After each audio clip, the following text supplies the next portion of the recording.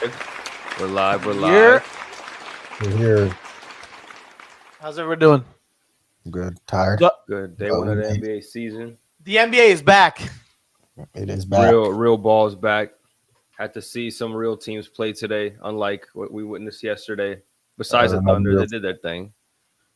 Yeah. Rockets did their thing too. I liked what I saw, but I also saw some shit from them where they're gonna miss Fred VanVleet. That's all I'm gonna say about that. Yeah, it literally was very evident in the last 15 minutes of regular basketball. Like the 2 overtimes, the last 5 minutes or 3 minutes, it was bad. Yeah, Reed Shepard can't guard anybody. He's pretty hard. slow. He doesn't want to ball handle. He wants to make bad decisions. I mean, He doesn't want to pass to Kevin Durant either. you know what I would want to give him? Okay, they're putting this is what second year, right? Second. They're trying to probably see what he's test him, get him a little bit used to this type of moment. Because when's the next time you're going to be in an insane clutch moment against the best team in the NBA? You know what I'm saying? But granted, I don't think it was the time to do something like that and keeping him in for as long as they did. But yeah, I think he just needs more reps over time. He'll get better. The reason why he was a third pick, I think he's a bucket offensively, and yeah, he could shoot, bro. He got a nice form. Yeah. I think he's one of the best shooters in the NBA. One wide open for sure. That's why he got picked third, even though he's undersized. So he'll just get some rhythm during the season. It's a long season. He'll be okay. He could turn into Austin Reeves type player if he hits his potential. I think, which is a good player. You know what I mean? Yeah. It didn't look like one last. He did, but he did. What are you trying to say right now? It's the rest of the team. We could talk about the rest of the Lakers, which is doo-doo, if you want to. Yeah, we can. Lakers. DeAndre Ayton sucks. That's for sure. He's soft. I told you guys I'm not in on him. I was very low on him. He played 15 minutes, but the way that he played against a physicality that you kind of need to be a playoff team or a championship level team, he lacks severely. Him and Draymond Green him trying to go with Draymond Green and compete with him is not going to happen because of the softness that he has. So. Bro, that's the Warriors. That's the smallest team you're going to play against, probably. What are you going to do against Jokic? What are you going to do against all these other bigs? What are you going to do against Wemby? It's food for them. No way.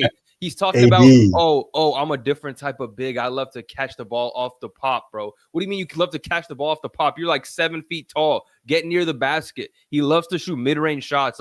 A big that loves to shoot mid-ranges, loves to take long jump shots is not a good efficiency player. It doesn't matter if he's good at it. That's just not a good player you want on your team, especially not next to Luka, who needs a dirty work big that could catch lobs, get rebounds. It never was going to work.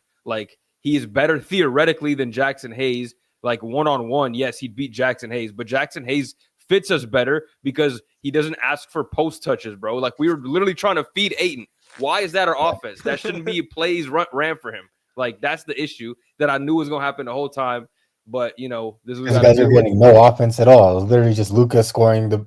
Luka and AR taking turns trying to find a basket.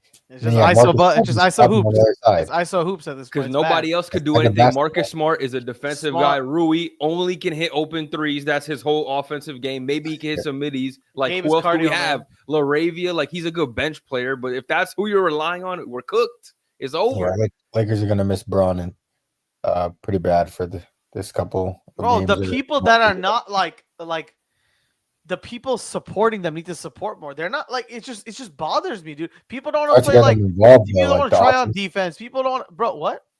So it's hard to get people involved because of the offense that they're running. Just Luka just dribbling it out. Are you saying just because Luka's dribbling and taking ISO buckets, people just don't shouldn't play defense? They should not play defense? I didn't say that. I'm just saying from an offensive standpoint.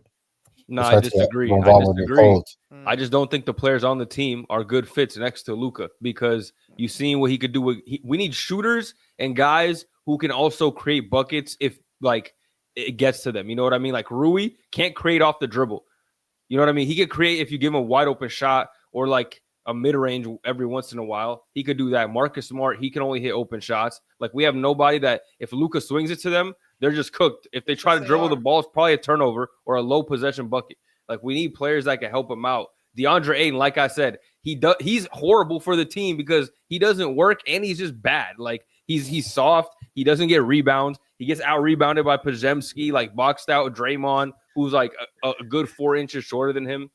Can't hit a post. I really think that this is just going to be a way for a season for Luka and JJ to figure out what they need around them, so that next offseason, or maybe we could trade some of these guys. I don't know, to figure out what we really need around these dudes, because who we have just doesn't work. We started Gabe Vincent. Like, do you think that's gonna work? Gabe Vincent and Austin Reeves backcourt. I'm sorry. Plus Luka.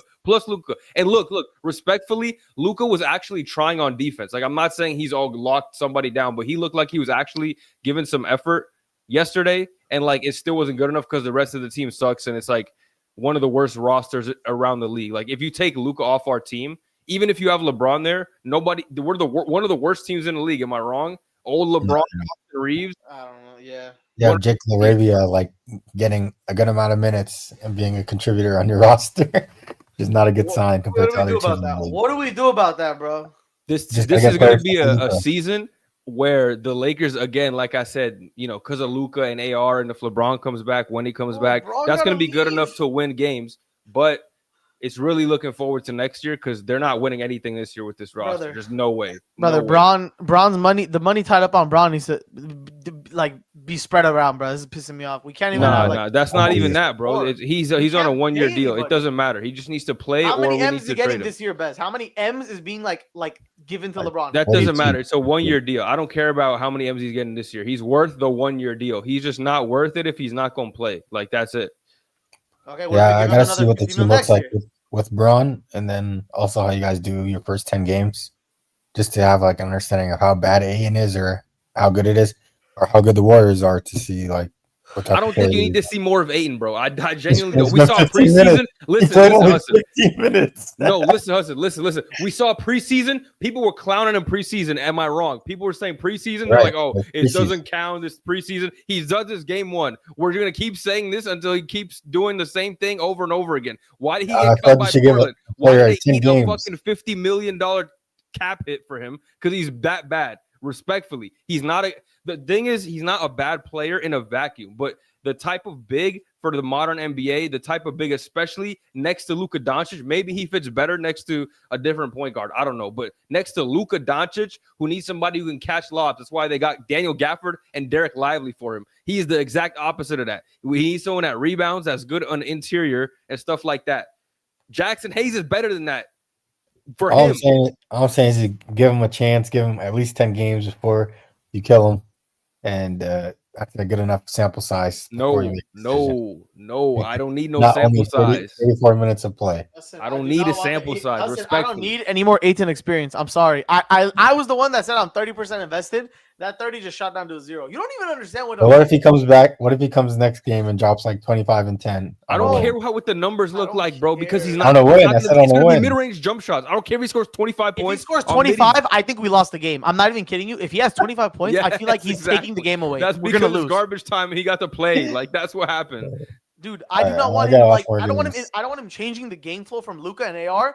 But Luka and AR have to play this freaking carry ball, because nobody else can make plays. Bez said it earlier. I'm gonna say it again. People cannot make plays. It's bad. That's literally horrible. I don't know. Who do you guys play next? Is it? Let me check. I don't know. Read the schedule. Find it for me. I'll let you know if it's an L or W.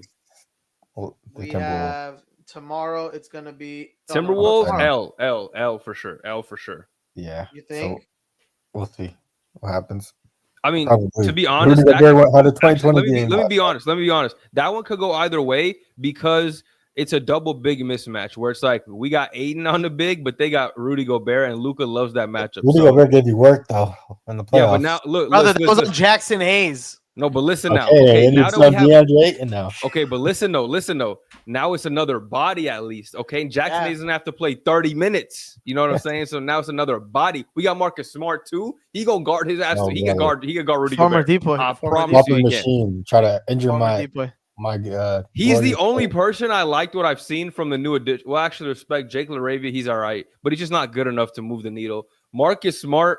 Respectfully, I like what I've seen from him, but offensively, he provides nothing. So that's the only issue. We have another Vando, basically. I'm pissed off, bro. Dude. Vando gotta go. Vando provides nothing. I've been saying this. Hudson knows my opinion on this man. He trade him to New York Fashion Week, bro. Like, that's what he does now. I'm sorry, respectfully. You look good doing it too, bro. I like your fits. You look good, bro, but just you're not playing good basketball. He hasn't been for like 2 years. How can you still not hit a corner three consistently, bro? How does he have an NBA job? How does he have an occupation, bro? Like literally, there has to be like a resume involved. Can you hit a corner 1-3 out of like 3? You're gonna take 2 or bro, please. The funny thing is, if he leaves the Lakers, he'll probably be useful again on another team. Fantastic. The story continues. The story of my life, us. But it's like, not really though. Like, how useful? He's still gonna play 10 minutes max. No, in Utah, he was actually pretty well defensively and knew how to like play the lanes well in terms of getting dunks. Brother, he was doing that on the Warriors in the playoffs. I'm not worried about that. But I'm worried about is this dude not being of any offensive capability outside of maybe an open layup. And I'm scared of his roster's not like fit for him to play well. He needs to be a backup where he have players that can score the basketball offensively. You guys have 2 players that are capable of putting the basket in the bucket. Bro, Reeves and Luka are gonna average like 55 for probably like a month, like by themselves. Yes, they are. Yeah, you're right. It's just they're gonna average 55 by themselves, and the rest of the team, which is like 6-7 other guys, are gonna average like 40, maybe 45. I think A is gonna play better, but he is soft and he won't lead you anywhere. But I do think he'll put up the numbers. I want him off my team today. Dude, I want to trade him for like, I don't know, bro. Robinson, Mitch, I don't even know, bro. Injured Robinson, I don't even care. Yeah, hey, man, that kid that the Philly had starting or filling in for Embiid, Barlow, fuck it, trade him for Barlow, dude. Like, I don't even care. I didn't watch it. Barstow. How did you not watch it? It's a masterpiece. You didn't watch that game. I was watching. I was edging my comb so hard. Whoa. I was watching the Knicks game. Knicks Cavs, pretty boring. But I was watching there were so many games on today.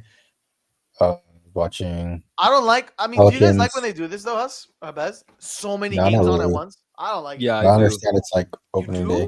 I don't. Why do you pay attention? You can watch them all. I just pick like 2 or 3 games to hyper focus on. The other ones, I just like I'll box score, figure them out. You can hyper focus on 3 games. Dude, it's like 2 or 3. You got 2 monitors, and then like I'll have one. I can worry about 2. 3 is when it's crazy. No, 3 is like the third one is like kind of like if it's a timeout in both, then I'll pull the third one up. Okay, it's like a filler. But even two, I want to watch 1, and 2 is like, bro. Well, let us know what you. I look like Will Smith doing the meme. Edgecombe today. Saw you at 36 points. I'm crazy. He had a couple dunks, more points than Allen Iverson his rookie year, or rookie debut, and most points in the century as a rookie, apparently. Yeah, appreciate the numbers. So I didn't have to pull them up. But yeah, he looked good today out there. He looked very aggressive. Something you love to see from a rookie, just comes out with confidence. Him and Maxey is the backcourt. Joel Embiid, I don't know. I mean, he's cooked. It's over. Like, respectfully, he doesn't have it. He's not going to last the whole year. Maybe he can get ramped up throughout the year and you can have like flashes of what it used to be, but he's settling for a lot of threes. He bricked all his threes today. He took a lot of them. He didn't play in the fourth quarter, so you had him on a minutes restriction, but still somehow he didn't end up playing in the fourth quarter. Like I said, you had some Kelly Oubre minutes in there. You had, Dominic Barlow from the Spurs, who randomly started for them, I believe. I don't know what's up with him. Obviously, Paul George coming back could help them, I think, because I think they need a little more size. They played the lineup of VJ, Quinn Grimes, and Tyrese Maxey, and it was the Celtics, so they're a little bit undersized too. They don't really have a center either. Kata fouled out, so it was just kind of like a good matchup for them. But in other matchups, that's going to be a problem because those guys are undersized. Yeah. But VJ and Maxey, bro, they're hyper aggressive. It's going to be a problem guarding them. You had Derek White in there, and he tried. He did what he could, but it's 2 of them, and it's one Derek White. Yeah. You need 2 Derek Whites. I'm looking at the minutes right now. Maxey played 41 and Edgecombe played 42. Nearly the whole game. Them just taking turns. That's what they need, and it should be their team. Honestly, if I'm 76ers, I feel blessed that I'm in this situation. Honestly, I got saved that I got this Embiid thing. I paid him this money. I paid Paul George. But now we drafted VJ, we got Maxey, and they look like they're ready to take the next steps, take the keys, and be the next wave of the 76ers, the next franchise building block. So I would be happy if I were them, kind of just like see what this team could do, honestly. If Embiid could give you anything and you could sell him, that's what I'm doing if I'm Philly, personally. They'll probably keep him because he's buy low right now. I don't think anybody's trading for him a lot. He had this many tonight, bro. This many. It's crazy. He had 4 points, no? Oh, yeah. That's insane. That is bad. 1 for 9? 1 for 9? Yeah. How many threes he take? Like 7 of his field goals were threes 6, or something. 7, something like that. But you're right. Sorry. But what was I gonna say? Lost my train of thought. Oh, Jared McCain. So is he just gonna come off the bench? You think that's backup? I mean, he's not doing. If VJ's doing this shit, Jared got no chance. It's a good role for. It's a good role for McCain. He could come in. He could play either guard spot. So it's like you're fine because either when Maxey or VJ come out, he could fill in for either one. So I think that's perfect. That 3 guard trio. Quinn Grimes is the odd man out. I think he's a good player. Don't get me wrong, but I feel like he's going to end up traded. He's on the qualifying offer anyway, so he's definitely going to be a trade candidate for them. And I think a team could use him, but I just don't think he'll be a long-term answer here. I mean, he's meant to be a role player, Quinn Grimes, on a championship level team if he's actually effective. So, I mean, he has size, and that's what they're lacking with their guard play. So you can put him in different opportunities and different lineups to kind of maximize his ability. But Jared McCain coming off the bench would probably be the smartest thing. If Joel Embiid and Paul George actually stay healthy throughout the year, this team builds continuity. There's a chance that they can make some type of run in the playoffs because they've been so lucky drafting guards, Tyrese Maxey, VJ Edgecombe, Jared McCain. Like they have guards that they can rely on, and if Joel Embiid and PG can just be healthy and kind of just let them take the show and know that Tyrese and Edgecombe are the guys moving forward, then they might be able to build something out there. Especially this year. Yeah. How the Celtics look? Celtics, they'll be scrappy, competitive because they have a great coach. They still have good players on the team. It's going to be one of those teams like, you can never count them out because of their pedigree. You know what I mean? That championship DNA is like a real thing. You got the coach, you got most of the players on the team. You just don't got the Jason Tatum and all that. So they'll be in it a lot of games, but yeah, I mean, a lot of pieces are missing. Name is Keita, no size on the team, which is exactly why Philly was able to be in that game without Joel Embiid or really any significant big. I don't even know. Andre Drummond didn't play. I don't know. I don't think he played. When I was paying attention, he wasn't playing. I'm gonna look at the box score. So couple minutes. Yeah, he didn't play much. So I think that the Celtics, not really much to say about them. Jaylen Brown's gonna have a good year. Probably. Derek White's going to have a good year. That's it, really. All right. What other games were good today? Let me see. Let me pull up the score so I could go in order because I actually did watch these. Oh, let's talk about Orlando. Orlando Magic. Play the song, baby. Play the song. Orlando Magic. That was one of the games I tuned into to watch because I'm going to be super high on the Orlando Magic this year. First of all, Desmond Bane. The box score might not show it. Maybe it might. I don't know. But he was worth all the first-round picks they traded for him. That he's exactly what the team needed. He's exactly what they were missing. He does everything that they needed for them. He shoots the ball. He's very smart. Doesn't take any bad shots. Doesn't do anything dumb down the stretch. Takes care of the rock. He could settle everybody down. He's good with or without the ball. They don't really need somebody to play make for them when they kind of have him and Franz kind of taking turns. They also signed Tyus Jones, who played for them here, kind of helps them off the bench in that point guard role. I like that from them. Paolo didn't even have a great game here today, to be honest. Like, he could have been a little better shooting the ball, but I like what I see from them. I think they're ready to compete. I think they got everything. The defense is elite. Like, they were giving the entire Miami team fits. I know that Miami's not some like high-powered team or high-powered offense, but they were just all over the court. When you could get Jalen Suggs in there. You got Franz Wagner, Paulo Banchero. You get Jonathan Isaac off the bench. You know what I mean? You got Desmond Bane now with his T-Rex arms. He buff as hell. He's still a good defender. So it's just going to be tough to play against this team. And I think I'm really high on the Magic. The Heat, they're just scrappy, but I mean, not much to say about them really. But the Orlando Magic, man, I just think they're going to be really good this year. They're probably going to be a top 3 seed this season, if I'd had to guess from what I've seen in game 1. Yeah, I like Suggs. Suggs actually played today. Great defender and good playmaker. Able to put them in position. Desmond Bane and the others in position to score. And then Oh, you have Wendell Carter, who's been there forever, and Gogo as well. So there's chemistry between all of them. Yeah, Gogo looked like a big ass Ricky Rubio out there. I don't know if you see his new look, bro. He got the Ricky Rubio hair. I was like, is that fucking Mega Rubio? Like, what is that? Yeah, they should be good. Yeah, Wendell didn't really like play too well today, but he came up clutch in the fourth quarter. Some big offensive rebounds.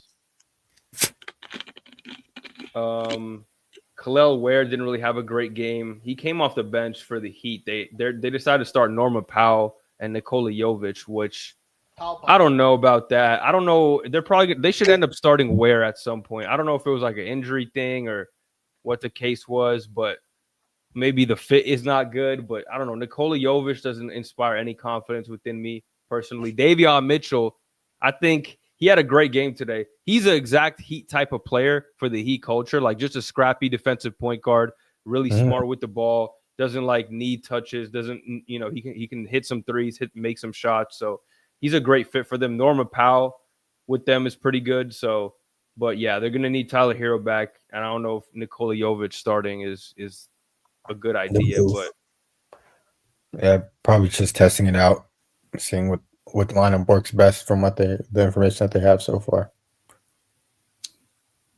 Hornets win, but they played the Nets. Doesn't matter. I didn't watch that at all. So if anybody want to fill me in on what's going on here, no, you focus on the bigger games. Those are those are games that just don't count on your record. It's like I didn't even like watch a highlight from this game. Like some of the other games, like I didn't really watch. I saw one highlight. Yeah, LaMelo lob to Miller. Yeah, I saw that. I didn't see any Nets highlights. I did see that. I'm seeing it right now, actually, right in front of me. But yeah, there's literally no need to watch this game unless you're like a Hornets or Nets fan.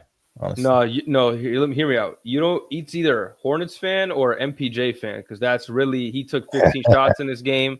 He didn't hit them. So if he didn't hit them, it's not going to be a close game. That's literally what it comes down to. Play. Cam Thomas. Yeah. Great job, Cam Thomas. 15 points with 13 free throw attempts. So that's amazing to see. Great basketball. Demon at 14 points. It's going to be ugly basketball for the Nets, bro. I'm fucking so sorry. I don't think I'm going to watch a single Nets game, and I'm starting with game one.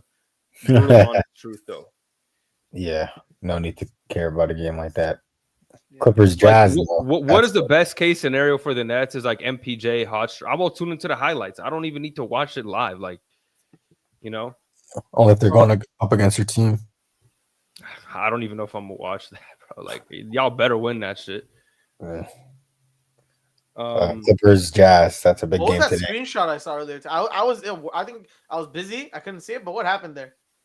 What do you mean? What happened? The Jazz belt to ass on the Clippers. We'll talk about that next. Yeah, let's talk about it. Shit, man. I mean, Kawhi didn't show up. James Harden didn't really show up. What is this starting line? Hold on, Tyronn Lue, bro. Before we get into the game, what is this starting lineup? This is disgusting. You're starting James Harden, Bradley Beal, Kawhi, Derrick Jones Jr., and Zubac. Derrick Jones Jr. scored a whop. Oh, he had 12 points. I swear to God, he had 2 points with like 3 minutes left in the fourth quarter. I swear to God, or something like that. Like he's a good defender.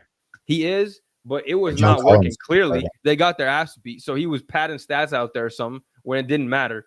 Because I sent a screenshot early when it was like 43-17, and he had 2 points in the third quarter for sure. So I just don't like this lineup because you got two guards that are score heavy. I know James Harden could play make, but like there's not really doing any dirty work. There's no defenders. There's no like somebody to pick up all 94 feet. You got Kawhi Leonard, who is I don't even know how to feel about Kawhi at this point. I don't even know what to make of his game. Derrick Jones Jr., who's strictly like a dirty work off the ball, lob threat type of guy. You got Big Zoo, who obviously that's not a problem with him. Why don't you start? Why is John Collins on the bench? You should have started John Collins, who would give you some more offense, who could hit more threes. You know what I mean? Chris Dunn as a defender. Bring Bradley Beal off the bench. I thought he was going to be the sixth man for this team. That's why I thought it was going to be much better. You start somebody like Chris Dunn. Even if you want to start Derrick Jones Jr., start him and John Collins so you could get more size in that lineup. I don't know what this was, honestly. I just don't know what Tyronn Lue did today. I'm assuming that he wants John Collins to come off the bench and score and play majority of the minutes, and then Derrick Jones Jr. to be like the defender in the group that picks up 98 feet. I mean, maybe. I don't know if it was it for the game today. I mean, you lost to Shvi Mukhailuk, Keontae George, Kyle Filipowski, Walker Kessler balled the fuck out today. I mean, I love him. But Lauri Markkanen didn't even have a great game. 20 points, 8 of 13, efficient. But Sensabaugh 20. Yeah, Bryce Sensabaugh got a strap on him. I like him. I like him a lot. He's gonna be great for the Jazz. The rookie Walter Clayton came in, contributed. I don't know, man. I mean, I'm guessing that they got punched in the mouth early and they couldn't recover to the point where it just lead kept growing, and then called it middle of the third. Luckily, it's only the first game of the season, though, so Bradley Beal needs to come off the bench. You need somebody. You can't, in my opinion, in modern NBA, you can't have two guards in a backcourt that don't defend. Like, it's just not going to work. We talk about small guards, but I think it should just extend to guards that, like, not that they don't play defense. Obviously, they play defense, but it's like you need somebody that's going to be like, that's my job, is to defend them. You know what I mean? I'm going to pick up 94 feet if I have to. You know what I mean? I'm going to defend the other team's best player if I have to. You need somebody with that mentality, in my opinion. You know what I've been seeing? Have a two-way player, then it's like you got the best of both worlds. But y'all don't have that. So they're like the teams that have like one like offensive guard, the other guy's like a defender. They're doing like a high screen and they're trying to like get the weak guard to guard like their primary ball handler, and it's cooking a lot of people. I've been seeing that in like a lot of the games. Like, what was it, the Thunder game? I saw it on the Thunder game. They were just getting read back on SGA like immediately. Yeah, it's a mismatch. You try to exploit that. Yeah. I don't think the Clippers are going to run that lineup for long, though. I feel like it's a long season. Always have different variations of starting lineups. So how are they going to gain consistency? How are they going to gain like an identity? They should have like defense game by game. Game by game. Bro, already Kawhi's not as good of a defender he was. Harden is not an elite defender. It's been one game. Bro, Kawhi's like 40. He's not 40, obviously. But like, you know what I mean? Yeah, but he's still not he's an above average defender. He's just not what he once was. Yeah, but he cannot carry the team's defense on his back. He needs done. Yeah, he needs like DJ. Like, man, to be honest, man, I'm looking at the team like, I don't know, man, because Chris Dunn, like, the thing about him is he gives you no offense. He's like guard version of Jared Vanderbilt. He could maybe hit a three, but that's all you might get, maybe. No, I don't even know if I would. I would leave him wide open. I would be like, go ahead, bro. He did in the playoffs. I would leave him wide open. No, I would leave him wide the fuck open. A player that can give you 15 minutes of great defense and potentially hit a three here and there is good. Yeah, value. If he doesn't make mistakes, is because they want to limit mistakes, you know. So if he makes no mistakes, he'll be fine.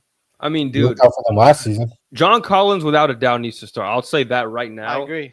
Because like he gives you spacing. He can play with James Harden as a lob threat. He can give you spacing if he's not even involved in the pick and roll. Like, at least he's a great corner shooter for sure. I know that much. And I know he's on and off in his career with the three, but still, like, he needs to start. And he needs to play more than 28 minutes, in my opinion. Yeah, like, he made that trade for a reason. Like, you got to play. I mean, he only played 28 because of the blowout, but still, you made the trade for a reason. You got to play him when it matters most. So, and with the Jazz, yeah, I mean, I like their young guys, bro. I can't even lie. Like, they got some promising young players.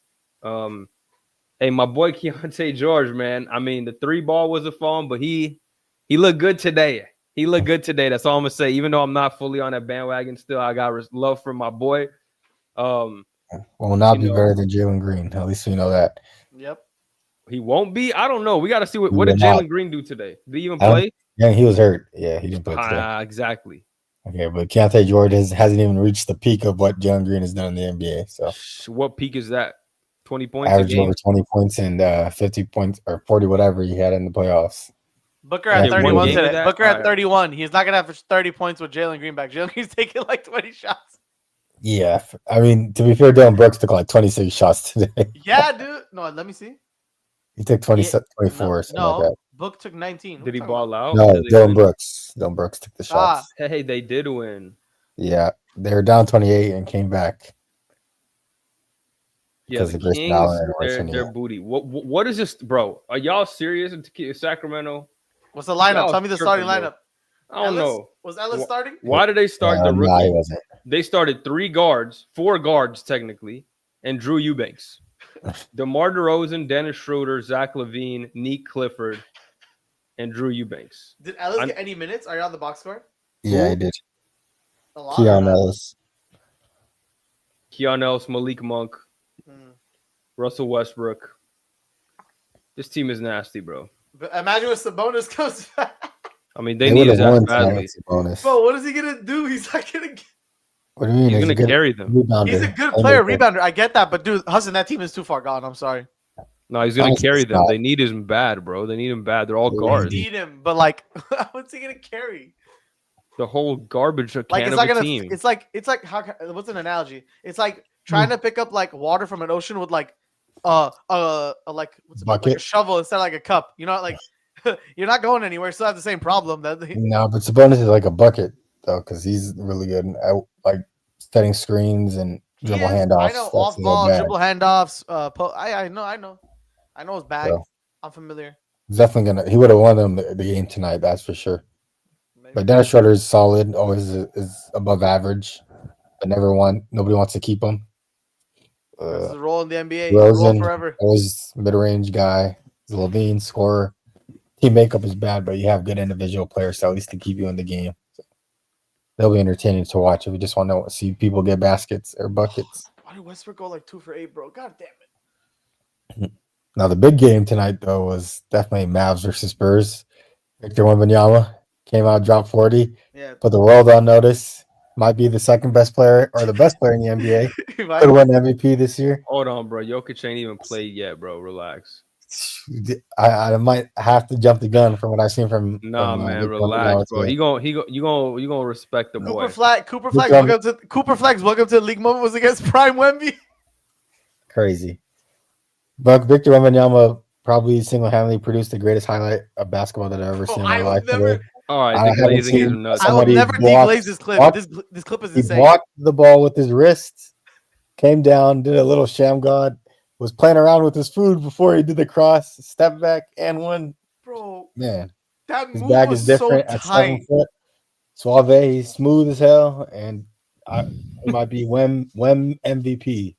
Bro, I told you coming into the season, he's the 6th best player in the NBA. I low-key gotta agree. Wemby cinema, absolute Wemby cinema, bro. That's it. Bro, I will never deglaze that clip. That was insane, bro. He literally can't score in his vicinity. Like, if he's standing up, he'll get the block. Chase down, he'll get the block. Like, you got to be smart with how you shoot it. Him just being in the area just affects everything defensively and boosts your whole team. Like, no De'Aaron Fox tonight either. This team can be dangerous with him being healthy and just consistent. Bro. Dangerous. You're not going to like when I say this, but he deadass moved like Kyrie and Darius Garland today. I swear to God. He's 7'5", and he moved like Kyrie Irving. I'm not even kidding. I've never seen such a smooth sham god from somebody so tall ever. Like, the sham god, the tween, the cross, the step back. I don't know what he did with those monks and KG, but they got him right this offseason. Monks got KG him. Did not teach him that. KG did not teach him that. No, he did. He did. Yeah, KG taught him dog, Gabe. KG taught him that dog. The monks taught him the moving, like the yoga, everything, the shaking. That's what they got him involved in. I know he was a little shake and bake. They taught him a little shake and bake. But yeah, how is he moving like that, bro? How is he moving like him that? And De'Aaron Fox getting chemistry, league is done. You see people like 7'5" Wembanyama, and then you have freaking DeAndre and 7 foot flat-footed, Like, bro, why can't he get, like? Come on, bro. Completely destroyed Anthony Davis tonight, like in terms of head-to-head matchup. AD, Lively, anybody above 6'8" was like good. A child. Insane, bro. That's all I have to say. That's my 1B glaze for tonight. Definitely one of the better NBA players. Might be top 2. Might be 1. Best performance of the 2 days, or no? Who had a better game? 40-15. Solid.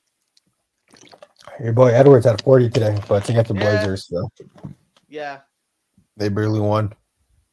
But I mean, we already know what Anthony Edwards is capable of. I didn't think I'd ever see Victor Wembanyama do this early. That's for sure. Yeah, sham guard, cross, like he's moving like a freaking guard. Some guards can't even move the way that he's moving. And that's what I was about to say. Not even like a regular guard, like an elite guard. Exactly. Doing some Kyrie-esque dribbles. I swear to God. Like, no carry, no travel, no nothing, straight business. The good thing is that he has a good head on his shoulders, wants to work hard, putting in the work, knows that it's only one game, says the right things, and is ready to move on to the next game. Which is what you need. Yeah. The right person got the right skill set. Made the right person famous. That's you. Yeah. I don't know if the Spurs are a playoff team, but from what I witnessed today, maybe I'm jumping the gun off of one game. They look dangerous as a unit, especially with players just gaining confidence that they have Victor Wembanyama behind them. They play better when they know they got a guy like that on your roster. Like you making some shots that you didn't think you could make. Morale boost. It's a morale boost. Huge morale boost to the point where the team is good enough though. They got some good players, bro. No, they have a good team. Definitely. They have a solid team, but the West is difficult, like we said before. You Bro, think they're going to be better than the Lakers? If Wemby took the jump and is the main guy, he's leading. I think they have a good shot now. If he didn't, they're better than the Lakers from what you've seen. 100%. Like with LeBron. Yeah, it's a good question. With LeBron or without LeBron? Without LeBron, I mean, without LeBron, nah, he doesn't have enough. But with LeBron, yes, I think LeBron led Lakers. Because the thing with LeBron is he literally can play any role we need. So it's like whatever the problem is for that game, he's like, you need to play power forward, I got us. Center, I got us. Which is crazy. You're asking a 40-year-old man to do that, but it is what it is. Well, it's not asking him. That's just how he is. He's so elite at everything. He's that that's just his role. But defense, though, don't guide us. No. You got me. Only for 10 possessions. You got me. The first 10 possessions, mind you. Hey, man. Who's a let me look at the free agents in 2026, bro. We need to focus on. I saw some Giannis rumors. You guys might please bring me Giannis, bro. Bring me Giannis. I'll literally cope until we have him. He went crazy today too, or a normal Giannis performance, like 34, 18, and 4, something like that. 62% shooting, but he's a demon. Yeah, they play the Wizards. It's regular for him. Yeah, gotta get that one. Some 27 minutes or something, probably like nothing even too crazy. Wow. How many minutes did he play? I'm gonna say 31. 27 minutes. What? 7, not 6. Miles Turner, you already know him and Miles Turner about to get them. I like that fit. I honestly do like that fit. So I'm glad that he's on the team. Even though they butchered their whole cap situation to get him. Fuck it. It looks good. KBJ was balling out early on, but he got hurt. Didn't return, so. Cole Anthony, baby. Cole Anthony. It's Cole Anthony season. Kuzma, you're gone. You're done. He played okay. He came off the bench, though, today. Deserved. Yeah, he should. So never graced the starting lineup in his life. He fleeced the NBA for money. Hey, we had Ja Morant versus Zion too. I don't know if y'all watched popped that. Off. Yeah, Ja was playing well. I was watching Jordan Poole. Jordan Poole had a good first quarter, but he was all right. Go down. I like the rookie from the Pelicans, Fears. He kind of looked good. He looked like Jordan Poole out there, low key. They look very similar. They got that which version of smooth. Okay, I don't know, but it's like he got the same type of movement and shit. Like he looks like the same type of guy. That's how he plays. So Cedric Howard is pretty good. I like Cedric Howard for the Memphis Grizzlies. Who else played for them? I don't know. I didn't really notice Jaren Jackson out there. That fool fouled out like always. You already know. Zion had a good game. Zion went crazy. 27, 9, 5 steals. W on 58%. His free throws are bad, but 58% shooting. Oh no, 48. No, Zion honestly didn't have that great of a game. He had 48% shooting. He could have played better. Yeah, Ja had the game that mattered. The difference maker. 35, 3 and 3. He was getting anything that he wanted down there, putting it up. Hey, that's battle of the 2019 number 1 and 2. Remember 2019 1 and 2. Yep. Hey, Sadiq Bey was back too. Shout out to Sadiq Bey. He actually played a lot of minutes for them. He looked really good. Like not good. I don't want to say that, but he looked like a good role player that he could help a team if they ever want to move him for something or keep him. Fuck it. They need good players. So he's actually still good at basketball. Yeah. He didn't play all last year because he tore his Achilles, but he's back and he looked solid. It was a good opening game.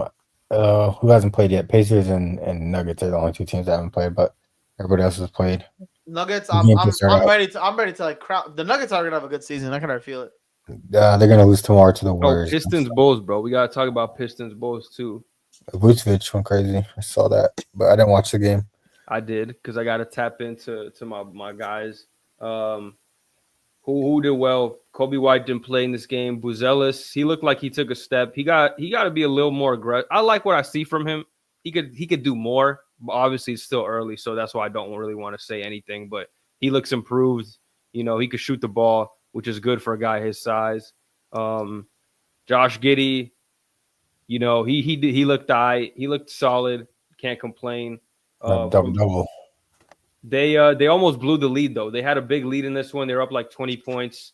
I didn't really I saw the beginning. I saw the Bulls went up. Then I kind of tuned this game out to watch the two other games. And then the Pistons started coming back. So I tuned back in. Cade started off really bad. He couldn't hit a field goal till the second quarter. So he just started off really rusty. They didn't really shoot too well. Duncan Robinson couldn't hit a three here either. So, but they still ended up only losing by 4 points. Ron Holland looked pretty good off the bench. He's a rookie they drafted last year. I don't know how good he's going to be this season, but he looked like he took a positive jump for them. So he's going to be a good role player for them, I think, off the bench, a good 3-and-D wing. Asar Thompson did his thing. He's a good defensive guy, get rebounds, could play make a little bit. He's going to do his thing, good in the starting lineup. Yeah. So I don't know. The Pistons, I feel like they're one more player away, bro. They're so close to being elite. They're like the Magic are last year to me. You know what I mean? Where they're going to be that 8-7 seed. They're still going to be good enough to make the playoffs, but they're just missing a guy. They need another player to help Cade out, honestly. To score I think they need a Robin at this point. Cade is at least with the Magic, they have Franz and Paulo. Now you add Desmond Bain too. So you need another scorer or another outlet that could help Cade release the pressure from him so they can go back and forth together. A duo mate. What do you want to see? A forward or another guard? Someone who can just put the ball in the basket. So it doesn't really matter. Yeah, because they got everybody else around. You got Asar, who's the do-it-all guy. You got Jalen Duren at center. You got a shooter and Duncan Robinson if you want to play that way too. You know what I mean? But they need another guy that can literally just get his own bucket. You know what I mean?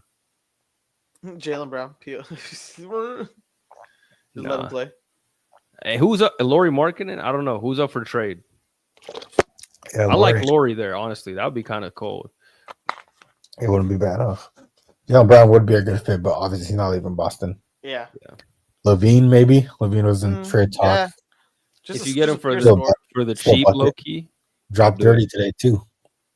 Because Levine's a good player, but I don't want to give him no significant player. If I could give you Jaden Ivey and no picks, I'll do it. Yeah. A straight swap? Yeah, some shit like that. I think it's worth it, honestly. Jaden Ivey's injury prone to the point where I don't think he'll maximize the potential that we've seen. Levine's better than him now, and it's I don't I think the team is good enough. Not you're not competing for a championship, but you're good enough that I want to see what I can do with Cade. I want to be in the playoffs and have a chance to win a series at least. Yeah. Then they got to get on it. They got to help him. The org. We'll see. It's game one. We'll see what happens as the season goes, but they still got Cade. He's gonna be good. Next thing you know, Chris Middleton shows up. Hey, I'm here. Bring him back. Honestly, he's gonna die on the Wizards. Same with CJ. The Hawks got ran through. I didn't even watch this game, but what the fuck happened, bro? I don't even know. I just had Trey, so I just saw the stats. That's all I care. I saw Dyson Daniels got in foul trouble early. Yeah. Trae Young, 1 for 7 from 3. I don't know what happened. Porzingis, his stat sheet looked good. Risashe looked decent, I guess. I don't even know what to say. I didn't watch the game, but the box score is obviously lying to me. I mean, the super efficient work by the Toronto Raptors. RJ Barrett, 9 for 12, 9 for 14, Scotty Barnes, 7 for 8, Jakob Poeltl, 7 for 16 for Brandon Ingram. Everybody contributed. They had Grady Dick off the bench, 6 for 10 as well. So, I mean, they honestly have a lot of good players on the team, but I thought the Hawks would be better. Is really why I'm surprised. I thought the team would be much better. And they really got blown out game 1 by 20 points, belt to ass. Bro, watch. The Hawks are weird. They're going to lose to them, then they're going to beat the fucking, name a good Eastern team. They're just going to beat them. I don't know how. They're going to go, they're going to, flip the script. Yeah. Trae Young, 35, 12. Fucking. Yeah, it's only the first game. No need to over-exaggerate. How did Porzingis play? Isn't this his debut? Yeah. How did he play? I didn't check his 22 and 7. Okay, for Porzingis' debut. You can't judge off the box score, bro. He could have fucking got. Yeah, that's why. All game. That's why you can't do it. Yeah, nobody's watching the Hawks versus the Raptors. Because all their no, I mean maybe you are, bro. If you're a Hawks fan, that'd be the option after we had so many games today. That's not something. It's because of there was amount of games, not because like of talent. Like just the amount of there was games. dude. Almost every team played except like what? Except like that's true. 4. But still, you could have found a worse game. Yeah. Like the Wizards versus Hawks. Yeah, Nets versus Hornets. Yeah, Nets versus Hornets was the ass off, but nobody watched that shit. Hornets was a little bit hotter ass. And they were right to do so because top performers from the Nets, Nicholas Claxton, 17 points. From the Hornets, Miles Bridges, 18 points. Good job. No 20-point scores in this game. What are we watching here, NBA? Nobody had 20? No. LaMelo didn't have 20? He might have 20, but Miles Bridges had a double-double, so that's probably why. He had exactly 20. You cracked it, LaMelo. Oh, Brandon Miller at 25. Yeah, 25. He didn't do anything else. Good. That's 25.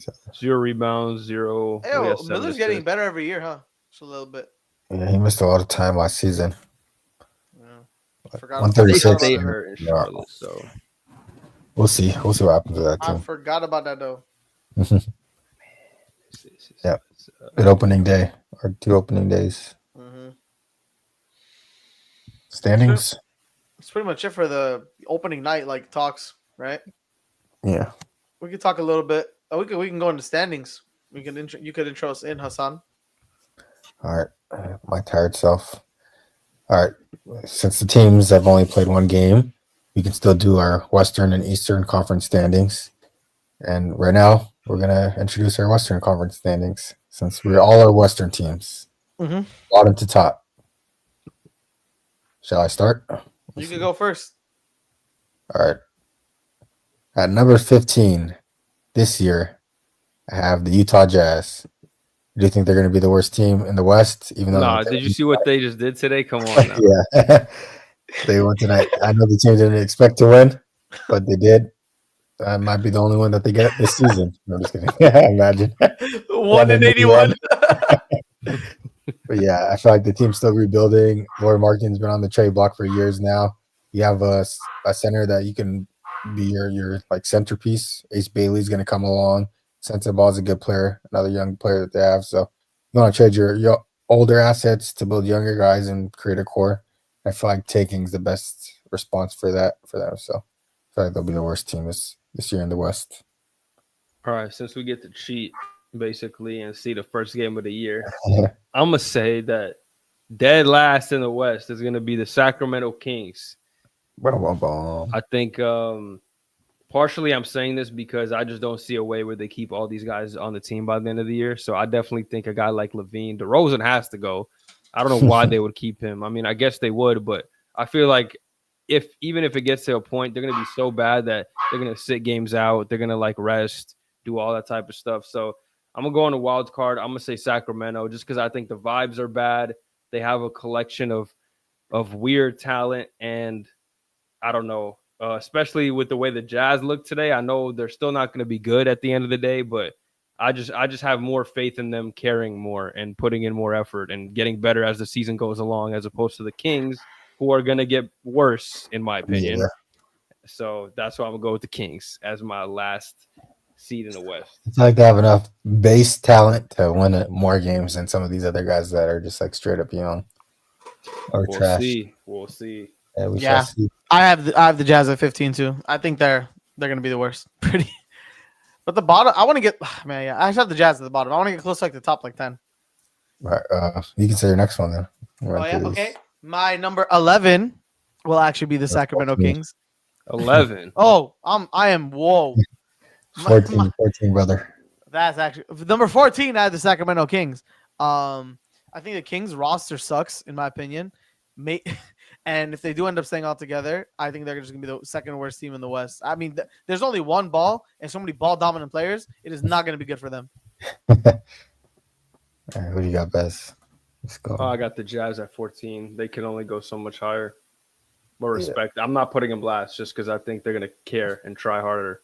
That's fine. Westbrook still cares about basketball. What are you talking about? I don't have the Kings at 14. I actually have the Phoenix Suns at 14, even though they beat the Kings today. I just don't think they have enough talent. That's only one game. I think the Kings should have won. They're up by 28 today. just fumble the bag and no Sabonis. But I just don't think they have enough talent to compete with the other teams in the West. And Devin Booker is great. Don't get me wrong. I love Jalen Green as well, but I just don't think they have enough talent to keep up. Mm-hmm. All right, at 13, this is where I have the Trailblazers.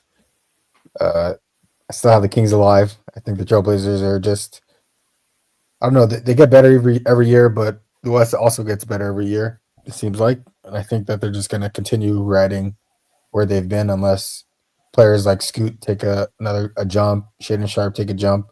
They did get Drew Holiday, which is another veteran. Jeremiah Grant's still there. But I just think they're going to ride the wave with what they have. Denny Avdia, he takes a jump, but I just don't believe that they will, truthfully. So I got them at 13 in a tough West.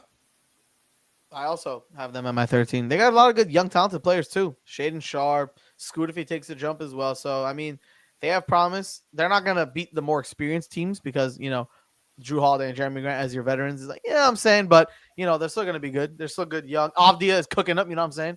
He's on the come up. So yeah, they got a good future, but I don't see them being too crazy this year. But they are getting better. What was it, 13? I got the Suns here at 13. They got Devin Booker. They got some young, promising rookies. They got some okay role players. But overall, I think it's going to be a down year for them. I don't think there's enough talent on this team for Devin Booker to kind of get enough wins. Hudson, you kind of already talked about it. So I'm going to say Suns at 13. And then did everyone else say 13? Yep. I'll say my 12, which is going to be the Trailblazers here for me at 12. I do think they're going to be a little better than some of these teams because I like the talent they got. I like Shaden. I actually do like the veterans they added. Dame is still going to be there. He's not going to be on the court, but him being the vet there and just like being on the team, helping a lot of the guards grow, I think is going to help them out. Jeremy Grant, honestly, looks like he still has something left in the tank, and maybe you could even flip him and trade him for more assets. I like Donovan Clingan coming into like a full-time role now. So I kind of just like some of the pieces they have. But at the end of the day, you're still not going to be competing with the top teams in the West. So they got to go at 12 as at the highest for me. Mm-hmm. I can say my 12 has. Real quick, I have this is where I have the Phoenix Suns. I mean, I think a lot of these teams are in contention of being around the same tier. The reason I have the Phoenix Suns above them is because I think Devin Booker this year is going to be that guy. Kind of have to do it all, carry on your backpack. He's probably going to – it's going to be weird when I say this. He's going to do like the same as what he did when they were shit, but I think they're going to win more games because like he's better. He's more impactful as a basketball player now. Before, he was just putting up shots, but I think he's grown as an NBA player, so he knows more winning basketball, if that makes sense. And also, I think when Jalen Green does come back, he is going to contribute to winning. Yeah. All right. At my 12, this is where I have the Pelicans. I feel like I don't really trust Zion being healthy all season long. They did include Jordan Poole, but I mean, he can only do so much as a player. He wasn't winning in Washington, and he's not in a situation that is contributed to winning or wins like Golden State. So I don't think he's going to bring that culture over there. DeJounte Murray is coming off an Achilles injury. He's going to take some time to build up. I don't think they have enough chemistry to compete with other teams in the West. So I'm going to put them at 12 for that reason. And then at 11, this is where I have the Sacramento Kings. I just think they have enough talent, enough veteran leadership with DeRozan, Zach LaVine, Sabonis, when healthy, Westbrook, Keon Ellis, Malik Monk. They got a lot of vets. You just listed a roster is not going to mean anything. Like, that doesn't mean they're good. These are all good players that I listed. Besides Westbrook, you can argue Westbrook's not good anymore. A grown man let me will do never the same thing. Walker Kessler, Bryce Sensabaugh, Keontae George, Lauri Markkinen. A real man will never speak ill will of Russell Westbrook. You take that back right now. 7+ years and know how to win. He was doing DoorDash till a week ago. These are playing guys. These are guys that all know how to play in the play-in. Been playing in the play-in for years. They have a former MVP, and you regret to name him. Tell me why. I did name one. That's what I thought. As a bench player, but you could say that he's not good anymore. That's for sure. Hey, but I do think they have an all-NBA talent in Sabonis. I still think he plays at a high level. He knows how to get his guards involved as he's done in the past. That's going to be enough for them to be another playing team like they've done like the past 3 seasons. So I think that they have good enough talent. And then they won't bench their older players because they're old and they want to play and try to get another contract. So they're just not gonna try to tank as a team. I haven't seen the Kings try that in a very long time. So they'll just be mid. Okay, that was your 11 I is get mid. with a reality check. They're no longer even mid.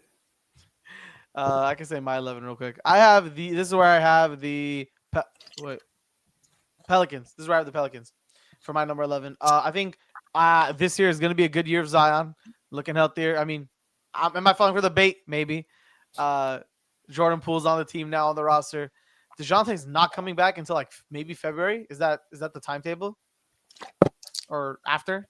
Anyway. Not sure. But, you know, they still have quality guys like Trey Murphy, you know what I'm saying, and Herb Jones. So people like that, I see confidence in the team, so I'm going to believe them. And I think Zion, Poole, Murphy, those type of players are going to will you to an 11th seed this year. Maybe 10th, but give or take. Probably not, though. 10, 11. 10, 11. 10, 11. Okay. Oh, God. Bro. All right, you got Bez. Bez, who's your number 11? This is where I got the Pelicitos. Unfortunately, I don't think they're going to make the playoffs this season. They just don't have quite enough. I like some of the pieces they got. I like Trey Murphy. I think Zion's going to be better this year. Will remain to be seen if he's going to stay healthy throughout the whole year, but I think he'll be a bit better overall as a player. I like the rookie they drafted. Like I said, Jeremiah Fears. I like what I've seen from him. Herb Jones, again, a great defensive piece. Yves Missy got hurt today too. He like really fucked up his ankle badly. So they might be missing him for a while already at top of DeJounte Murray, who's out. So like you said, Jordan Poole, I mean, he's not, I don't know how much he's going to change stuff here. So I just don't think this team is serious about winning. Like at the end of the day, even though they have good players, but I don't think they can win at that next level. So I'm going to have to put them at the 11th seed probably for me. I feel like the most hungry guy on that team is Trey Murphy. I'm not gonna lie. As like a mentally caliber like player, I feel like he wants to win the most. He might not be the best on the team, or maybe I don't know. But Trey Murphy wants to win the most. From the things I've seen on social media, he's talking like really Jordan good. Poole. Jordan Poole is probably the hardest worker. Yeah, Jordan Poole too. Jordan Poole too. But I'm like coming from like someone who hasn't like tasted success. Jordan Poole's had success, right? Trey Murphy's like he wants it. You know what I'm saying? He's craving it. But Jordan Poole too. Zion, I still don't think he cares about the NBA like that. It was just crazy. No, he just how are you so gifted at basketball that you just like be fat as your like persona? Like still to this, it's 2025, brother. He cares about the money. He doesn't care about the game. You have money. Be on a caloric deficit, bro. Do something, bro. He lost weight, that's for sure. But I'm just saying, I think he lost weight for the wrong reasons, not to get better at basketball. For the Hus? He lost weight for the Hus. Yes. Secure another contract. Yeah, secure another. He went on a calorie deficit to pay the child support. Yeah, bro. Yeah. Something got to pay for the next 4 years. I'm gonna give my number 10 here, right? Or did you guys give your 11 yet? No, you can go to 10. All right, this is where I got the Memphis Grizzlies at number 10. Hate to put him here because I think they could do better. I still like what the team has. I actually think their new coach is going to be good for them, but I don't know how far it's going to take them. You lose a guy like Desmond Bane. You know, your guys are injured already. You're dealing with injuries. John Morant was even questionable to start the year. He was going to be questionable for opening night. I don't know what the ceiling of this team is long term. You know, I don't know how they're going to fare, deep into the season. I think they're probably not going to make the playoffs this year. Probably a play-in team, though. They're still good enough because of talent. And again, the coach, I don't hate him either, but they had a good coach in Taylor Jenkins too. So it's like, how much is things going to change? So yeah, I got the Grizzlies here at 10. I guess not much more to say. I have the exact same spot for the exact same reasons, pretty much. Grizzlies at 10. Jaws talented, Jaren's talented, but I mean, at the end of the day, there's only so much they could do. Yeah, I also have them at 10. The West is strong as we've seen, and them losing Desmond Bane and replacing him for basically KCP is a big hit. And he was bricking out there tonight, and Desmond Bane was hitting shots for the Magic. What we expected. So this team's not going to they didn't make the roster any better, and they were already not that great of a team. And then you have to rely on Jaw staying healthy throughout 82 games, which is not a good bet. So the team's probably going to be number 10 or lower, depending on how the season goes. Yeah, I will say though, they do always a good job of finding like these low key rookies. Yeah, They got Cedric Coward, bro. Even Small, they got this guy named Javon Small or whatever. He was getting minutes for them, and he was like contributing, like you said, Jalen Wells. So they do a good job drafting. I don't know who their scouts are, but y'all want to hire them. They're doing a great job. We should hire them. I felt like the window was the Dylan Brooks days, sadly. Now it's kind of died out. Because Dylan Brooks still got the whole young culture players away on the team, so you just got to rebuild around them or like trade for somebody or something. Yeah. Make a move. Desmond Bain was low-key your second best player. Debatable for I sure. want to pay him. Yeah. second best offensive player for sure. All right. My 9, right? I can say mine or yours. Or you can go ahead, Game. Start it off. I got the Dallas Mavericks over here. I think an Anthony Davis-led Dallas Mavericks team, barring, man, I'm trying to like give Davis some credit, but if he plays like 65 games, 60 games, I could see them sliding into like that area. If he plays all 82, they have a chance of being higher. They are a good team. I do like the Dallas Mavericks. Cooper Flag has a chance to be, his range is really high because he could either be like average or he could be like really good.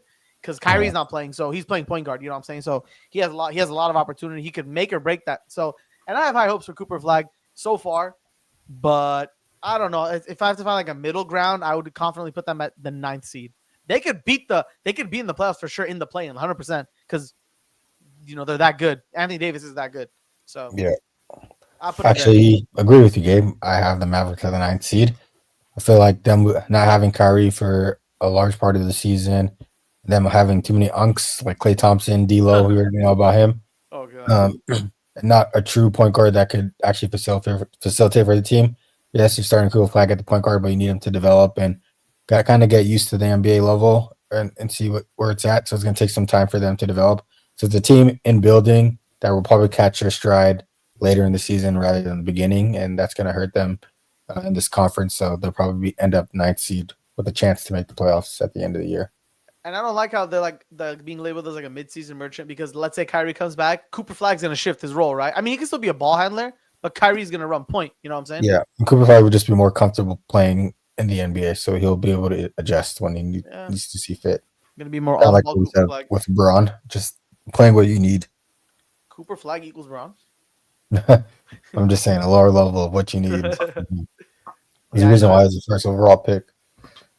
Alonzo Ball. All right, Baz, who you got at 10? Yeah, I was debating where I wanted to put the Mavericks, but I'm probably, or this is 9, right? Or 9. 10? 9. 9 or 10? 9. It's We 9? had the Grizzlies at 10. Okay. Yeah, that's what I thought. Yeah, I'm going to put the Mavericks at 10, I think, too. I think it's a good spot for them. I don't really know. I think they could go a little higher, but I'm just going to put them here at 9 just because, like you said, they kind of don't have a real point guard right now. I think Coop could develop, but AD being healthy is a problem, and I think that scares me a little bit because you're not going to have Kyrie for a long time. So I don't know how good this team is going to be with just Cooper Flag developing and him kind of running things as your main guy. So I'm going to put them at 9 here, and then I guess we can move into number 8, this is where I have the Los Angeles Lakers at number 8. Bro, it's wrong LA team, bro. What are you doing? No, right LA team because I know. Again, Luka's the GOAT. Like Luka is the GOAT. AR, he didn't have the greatest game 1, but he's still good. Like he's still a contributing player. He's still going to be good for us. He could still play off the ball, that type of stuff. Everybody else, they could kick rocks respectfully. Trade them. And I don't even mean in a disrespectful way. It just doesn't work. It's not going to fit. It's not going to be a recipe for success in the long term. Like the way it looked like to me in that first game is like, how do JJ, Luka, and AR win with these guys? Like that's what the game plan is. Like, damn, this is our team and we kind of stink. So how can we maximize who we have to win a game? You know what I mean? Like you're not going to win like that. You want to be in a position where you're like, this is the players we have and we're going to maximize their talents. Like we're going to get this guy open shots. We're going to do this. But for the Lakers right now, it's just like we don't have players that do things well that we need to do well. You know what I mean? We don't have guys that can shoot like we need them to or defend like we need them to. So we have to work with what we got, and it's not much. So I'm going to have to put him 8, unfortunately. Luka's going to win you games because he's Luka. He could win games with, guys off the street. And AR is a good secondary piece to have for now. Hopefully LeBron's back in a meaningful time, even though I don't think he's going to be playing as much as maybe some people think. And then JJ is a good enough coach, a good enough basketball mind to get you some wins. But again, the rest of the team is not good enough. I don't care what people say. So AC for the Lakers. Bro, my number 8 is also Lakers. I just want to say that out of the way. I'm not trying to be like trying to brush it. Yeah, blah, blah, blah. Bro, the fact that we don't have like any two-way players blows my mind. The fact that we have like our like offensive players are multi-talented offensive players. Like, they could facilitate, they could pass, they could drive, they could shoot, they could do all this stuff. But the fact that we have no like help on the defensive end pisses me off. And LeBron doesn't fix that. He could play every role, but he can't fix defense. You know what I'm saying? Ayton is not fixing that at all. So like it just baffles me, bro. Like, yeah. I know we had Anthony Davis, and it shows. I know people are going to see more when the Lakers, how much worse they are going to be defensively. Well, the second half of the last season, and now where you don't see AD protecting the paint in that middle, like clogging up, like it's going to be a problem. You know what I'm saying?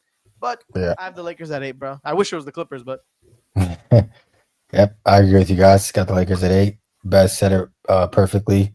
That you guys rely heavily on players more than you do on a system to help the players out. You already see that with Luka damn near playing the whole entire second half of game 1, mind you, and only sitting for a couple minutes, and him and Austin Reeves having to shift duties, and one of them always having to be in to carry the offensive load and technically kind of carry. You don't have players that fit the Luka makeup of how you got to the finals, and it can succeed. So the talent just isn't there for them to win. And then, mind you, you don't have one of the greatest players ever to start the season for you guys in LeBron James. And that's clearly going to be a hole that needs to be fixed, and not going to be fixed easily. And I don't think coaching will help that with the players that you have. So I do think JJ Redick is smart enough to get you guys some wins. Luka didn't have to get you wins. That's why you'll beat other teams in the West. But 8th is probably where you're seeing right now, unless you make some trades or something happens throughout the season that helps you guys. But 8 is right now. Yeah, we get Anthony Davis back. That's what happens. I can do my 7 too. Yeah, this is where I have the Minnesota Timberwolves. What? Nah, bro.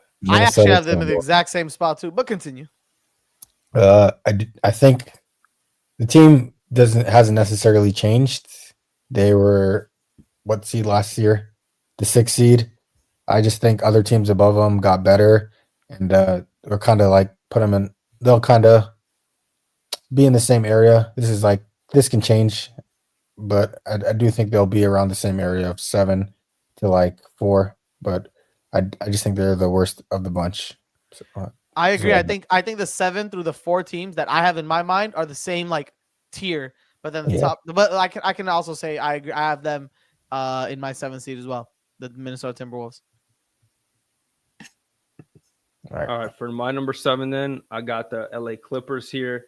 I think they're just like a tad bit better than the Lakers because I think they just have slightly better players. Like, they're a more well-rounded team than the Lakers without the top end talent. Because really, if you look at the Clippers right now, it's like a lot of guys who are like good in theory, but like not as good as they used to be. So it's like you got a lot of really good players. Like John Collins is really good, but he's not as good as he used to be. James Harden is really good, but not as good as he used to be. And same thing with Kawhi. And you got good role players around them. But it's like you always want more with them every single time, every year. And it's just they're getting older and older.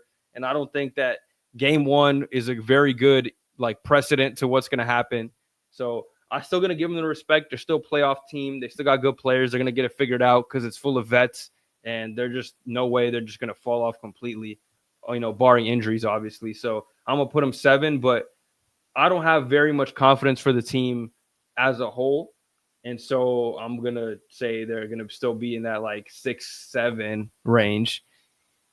Didn't even mean to do that, but He did the thing. Clock it. All right, who's your 6? Or 7? You guys already give your 7? Or no? Yeah, we all gave our 7s. Now it's 6. But not our 6. So at 6, I got the Golden State Warriors here at number 6. I don't know what you doing that for. What are you thumbs downing, bro? You're not a top 3 team. This right here is a perfect spot for these 3 teams. They're all in like the same tier for me of like you wish this team was really good, but it's just like we're ass and if we're gonna convince our fans we have a chance. the Lakers are the lowest of this tier, with the Warriors being the highest, because they still got good role players at the end of the day. And the thing is with the Warriors, they have a specific system. And even though the team's not good enough, in my opinion, they always get players that fit the system. And, they'll always have a relevant team because of that. So they always find the right guys. Like the Lakers just bringing anybody and just like, fuck, we need players that are ass completely. But the Warriors bringing guys who at least fit what they want to do. So they're going to be successful on that type of level. However, again, they really brought in nobody. Al Horford, he's not playing back-to-backs this year, and it's like he just came off the couch, so it's fine. The thing I will say is Kuminga, if he is hitting his shots, he's going to be a game changer for them, so that could really influence their ceiling. I don't know if he's going to show what he did at, the bad parts of last year, if he's going to be what he did in game one, so he's a wild card for them. They still don't have Moody, so he's going to be another player and play for them, but Warriors have some good rotational players that they could put around Curry. So, as long as you have number 30 out there, you got a chance. As long as you put competent players next to him. That is true. So the Warriors, they're going to be all right. I'll agree to disagree, but I see your points. But my 6, this is where I have the San Antonio Spurs. All credit to Victor Wembanyama, the one man. I think him and De'Aaron Fox, that's all I need to say to have this argument. They'll be a top 6. Have you seen them play together? Brother, have you seen them play? Well, you just said him and De'Aaron Fox. That's all I need to say. Have you seen them play together? No, but I just know. What are you talking about? Hypothetical scenario over here. Anyway. From what I've seen from Victor Wembanyama and what I've seen from De'Aaron Fox, this will be a 6th seed in the NBA. There's no other reasoning that I have to give. I see. Okay. Well, I'll just have to agree to disagree. I have the Warriors here as well. Pretty much for the same reasons Beth said. Laid it all out. Ball nowhere. Number 5, though, I got the Spurs, low-key, you know what I'm saying? They're looking pretty comp, not going to lie. Better than the damn Warriors, that's for damn sure. What are you doing? Victor Wembanyama comes in your... Anyway, no. We saw what happened. We saw what happened in France when Curry, right in his mouth. Oh, when he was playing with Hall of Fame All-NBA players? Yeah. He's playing against. Now he's playing with. Brother, he played with 3 top 10 NBA players of all time. What are you yapping about? Now he's with. They weren't there when he shot over his face, though. Weren't there when he had like 6 threes in a row? Brother, he was playing with LeBron James and Kevin Durant. Yeah, but who was guarding that shot? Oh my God, bro, this guy. Wemby. Exactly. And look how much he improved. Now what's gonna happen? Send it to the third row. Listen. If Curry tries to shoot a shot over Wemby, his aura is gonna stop the ball from going. I promise you, it is. I agree. Anyway, I have the Spurs at number 5 to block it. Wemby's the top 5 NBA player right now, and that's all I got to say, bro. He's gonna will his team to the 5th seed. You can't steal my aura. You can't steal my argument. I just did. Some facts. I just did. Trying to take my aura farming moment. It's your turn, by the way. Number 5. Okay. This is where I have the Los Angeles Clippers. Yes, they're old, and they're the you let my fire team. Like Beth said, they're trying to ask for more when they don't have enough. So are the Warriors. Actually, the Warriors have the high starting average lineup of all time. You're not gonna let me finish my point? No, but did you know that though? I just wanted to say it. Sorry. But did you know the Warriors had the oldest starting lineup average of all time? Like I was saying. But did you know the Warriors had the oldest starting lineup? Okay, continue. Nope. Al Horford's not starting, buddy. We have Jonathan Kuminga, the young buck. Yeah, that was just for you know how Steve Kerr does his lineups, bro. You know where he's going. Yeah. Al Horford on the bench. Every lineup is gonna be a different lineup. For a dub. What was I saying? Oh, Clippers. Clippers are 5. Yeah, they have older players, but I do think they have a nice team comp. They have players that complement themselves. Still think James Harden can be what he was last year, which is an All-NBA 13 level talent. You have Kawhi Leonard for more games than 41. So if he stays healthy and you continue to build chemistry, I think they'll be a top team. You have veterans, which is helps you a lot. Chris Paul is a good leader off the bench and a vocal leader to put players in position. Man, they don't need vocal leaders. They need people that can hoop, bro. Fuck that vocal leader shit, bro. Tyronn Lue's a vocal leader, man. You have 2 all-star talented players. You saw Bradley Beal, who's playing not at a high level, obviously, but he can give you a good 15 points, 13 points. Listen, not at a high level. You gotta just say they need players. Chris who could hoop, bro. Fuck that vocal. Bro, Yeah, he's playing. Not the same. Not the level That's how to. people used to describe D'Angelo on the Lakers. He's playing not at a high level. You know that meme? You know that gif of The Rock just doing this? That's fucking Chris Paul trying to make a play being a vocal leader, bro. That's Chris Paul trying to win a game being a vocal leader. Hey man, they got enough. They got enough to be a top 5 team. It's the biggest piece of dog shit.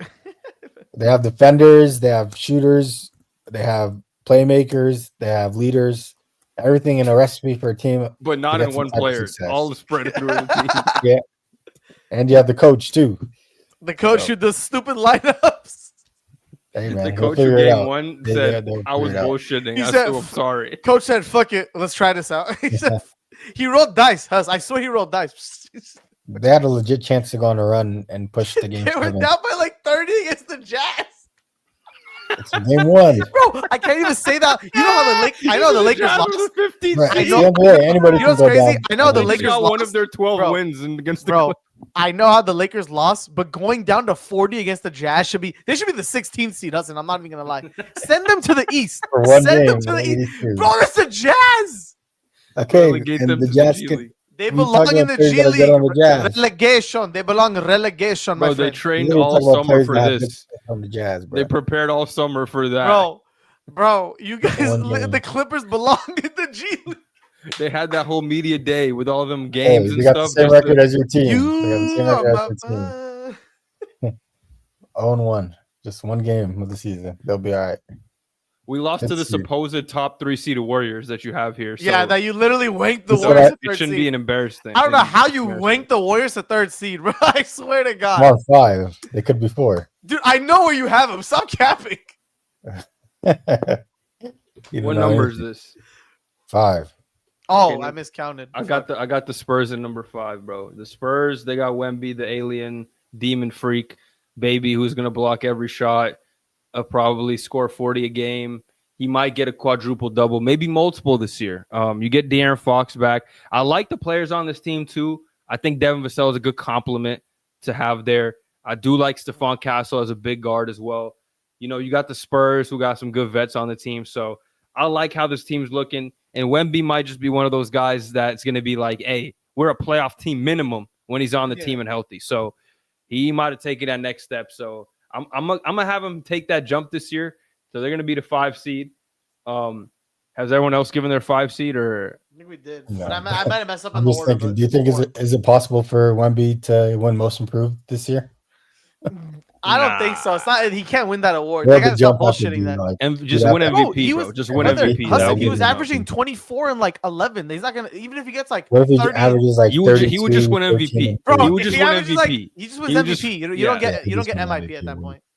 That's funny. Imagine getting MVP and MIP. What that'd be break the award. That'd be retarded. And DPOY. He can't have, okay, all right. Shit in the league, bro. No one have shit in this league. Everything, bro. Just take it off, man, bro. Fuck it. He's gonna win rebounds leader, points leader. Like, oh, you helped the rookie elevate his points. Take the award.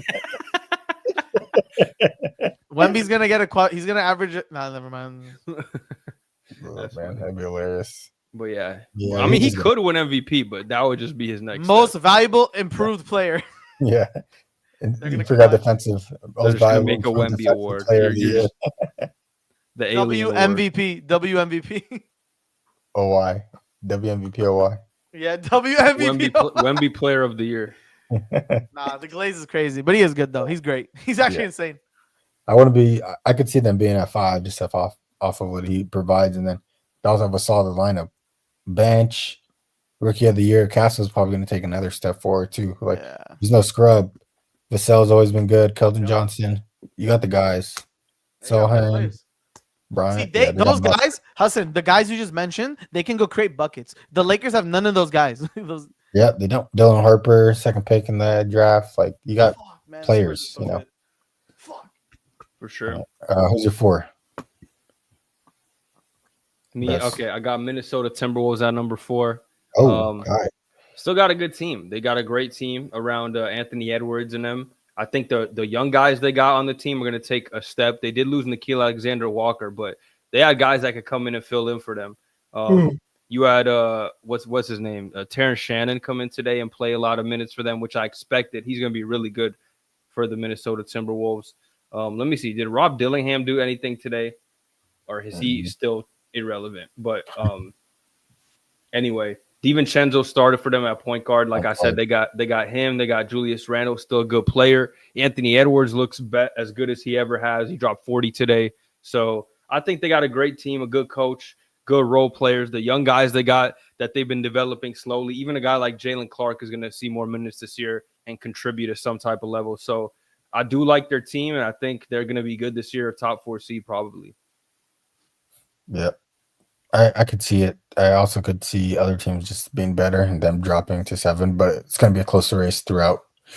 At my 4, this is where I have the Warriors. Yeah, they're not Warriors. Yeah, they're going to wash the Warriors. Buddy. Warriors. I think this is one of our better teams in recent memory. He came into the season with great chemistry. Jimmy Butler's actually mentoring Jonathan Kuminga, giving him notes on how to foul bait. And Kuminga's, I think, going to take another step. Pajamski wants to be as good as Stephen Curry. I like that mentality. I like him thinking that he could be one of the greatest players of all time and taking another jump. Delusion? You support delusion? Yep, I do support delusion when it's in the right mindset and playing with one of the greatest ever and learning from him, trying to take in more energy and become a better player. That's the right. That's not the energy he's going to receive, bro. Curry's going to give him a different energy.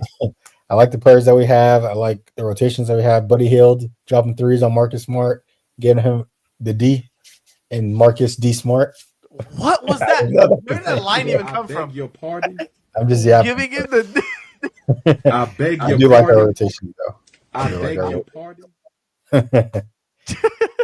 We can run multiple lineups. Draymond Green, aggressive as ever, already getting technical fouls for our team. You love to see it, right? You love to see it, right? Ah.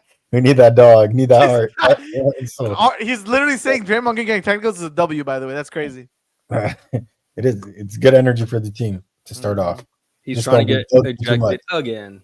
But I do think this is one of our better teams in recent memories. Best teams in 2020. Nope. Starting off. So people are sleeping, but we'll show you why we're good. You're sleeping. Bro. Yeah, this team is gonna. You look good because you played DeAndre. Okay? Listen, all right, you're not gonna do this against Wembanyama. Hey, he's gonna fucking block the shit like 8 times. All right. Keep talking. I'll make sure. 122-10 on what's today? October 22nd. You're not finding the footage, bro. You're not finding it. I got the receipts. We're gonna see.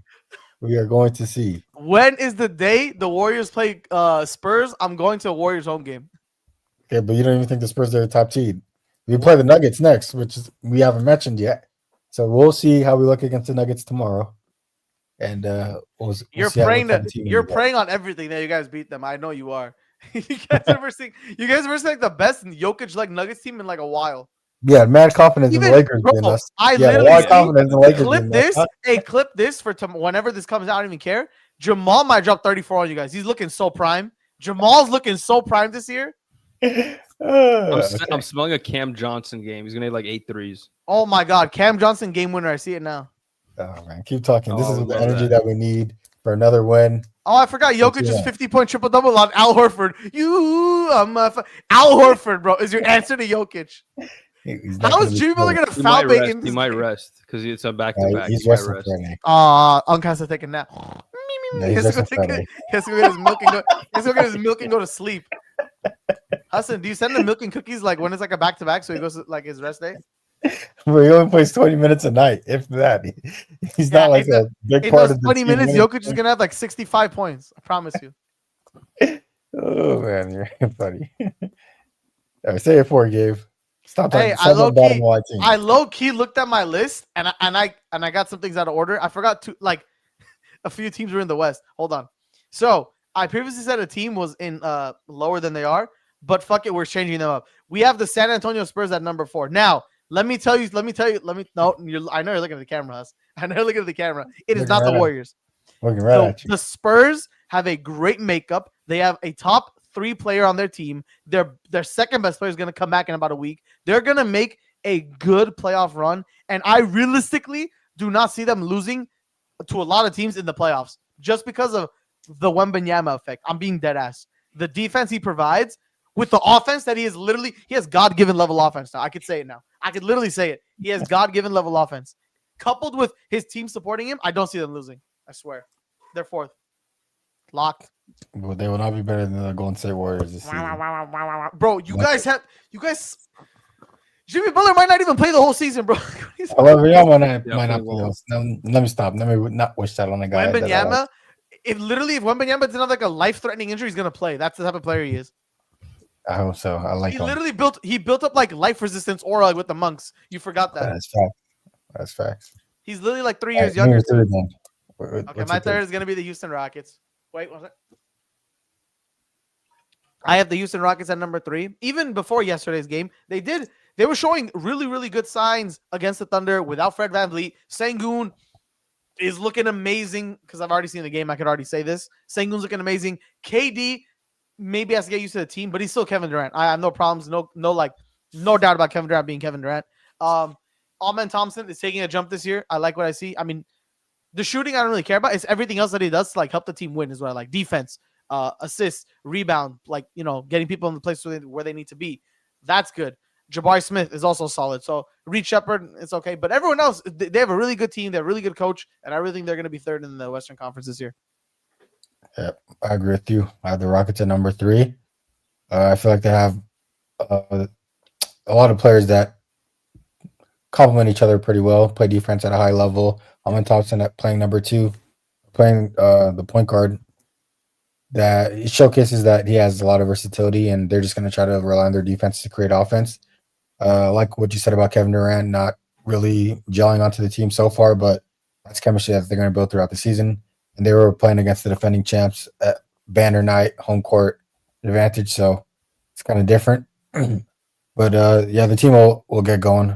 Reed Shepherd did get exposed last night, but like he's going to start to catch a rhythm as he gets more NBA reps. And that's going to help them later on in the season. Once they get more games under their belt, they're going to catch more of a stride and more chemistry together, and we're going to see that come pretty early.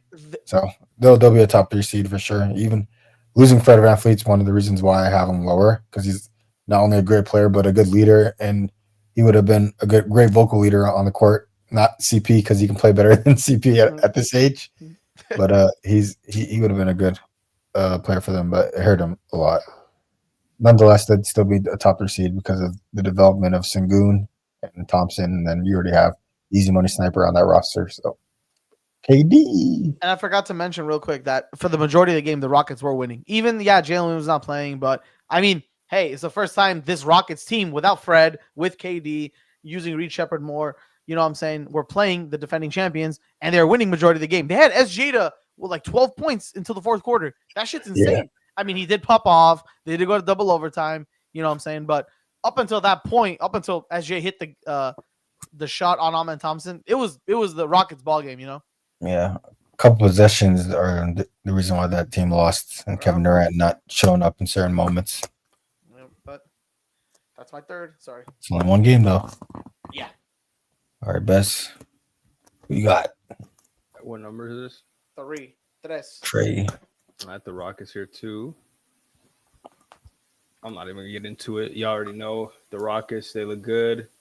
We talked about them, about the game. You know, they just need a point guard, but outside of that, you know, they got a complete team. So, yeah.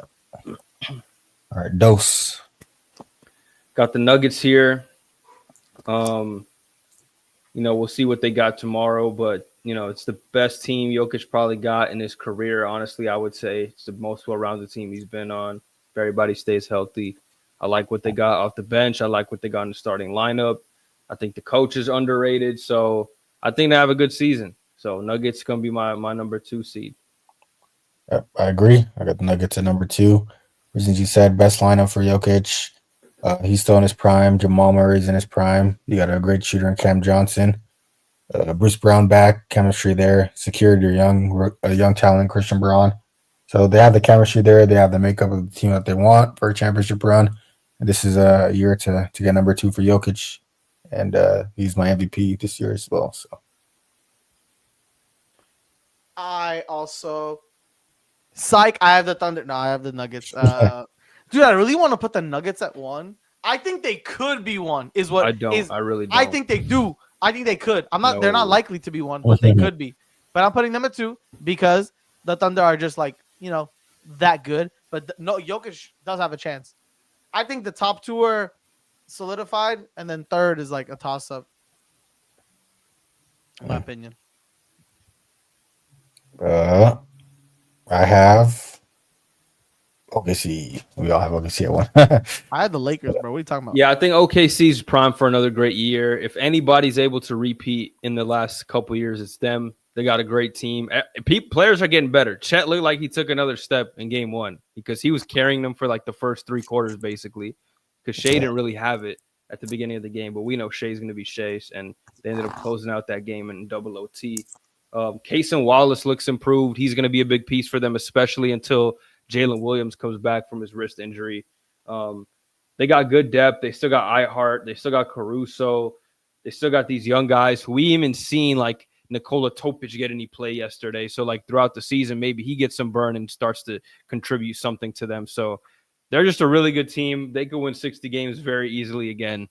Like, I hate to say it, but they're a good team. They play together. They play like really aggressively, really high energy, really hard on defense. You know what I mean? Like it's going to be hard to beat them, bro. Like they're just really good. Yeah. They already know who they are.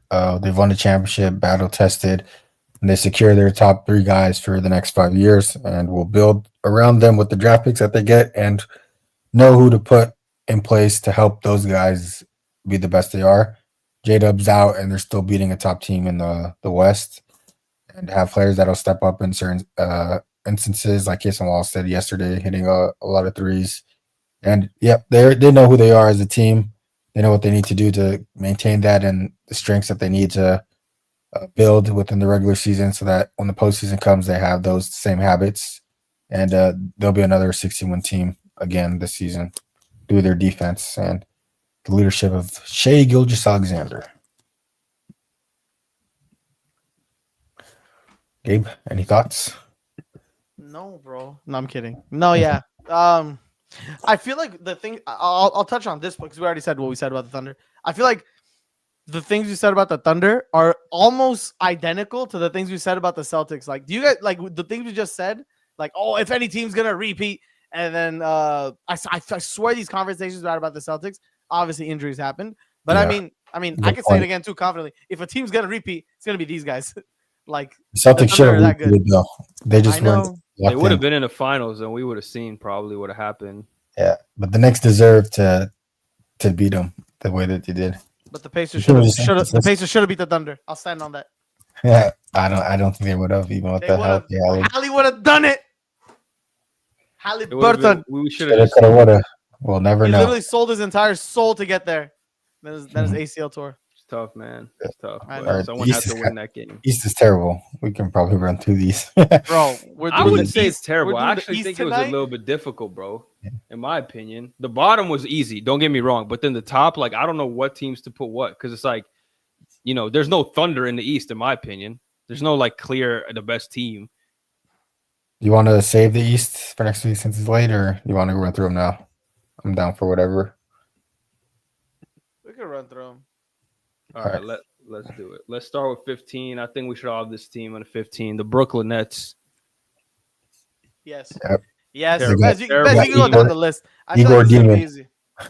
Igor Demon and MPJ. Come on, man. What are we talking about? All right. Next team, number 14. This is where I have the Washington Wizards.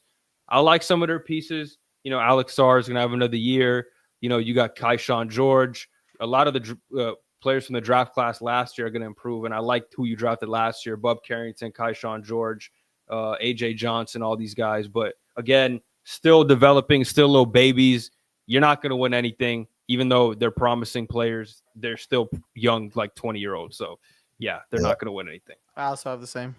Yeah, I agree with you. I got the Wizards there. They're playing. The best thing you want to see as a Wizards fan is to see them develop and also lose games at the same time. So you just want to see your players play well and showcase some type of like flashes of what they could be, and also lose so you can get another better player in the draft. So I could And say. then you can also ruin somebody's career in Washington. Anyway. That is true.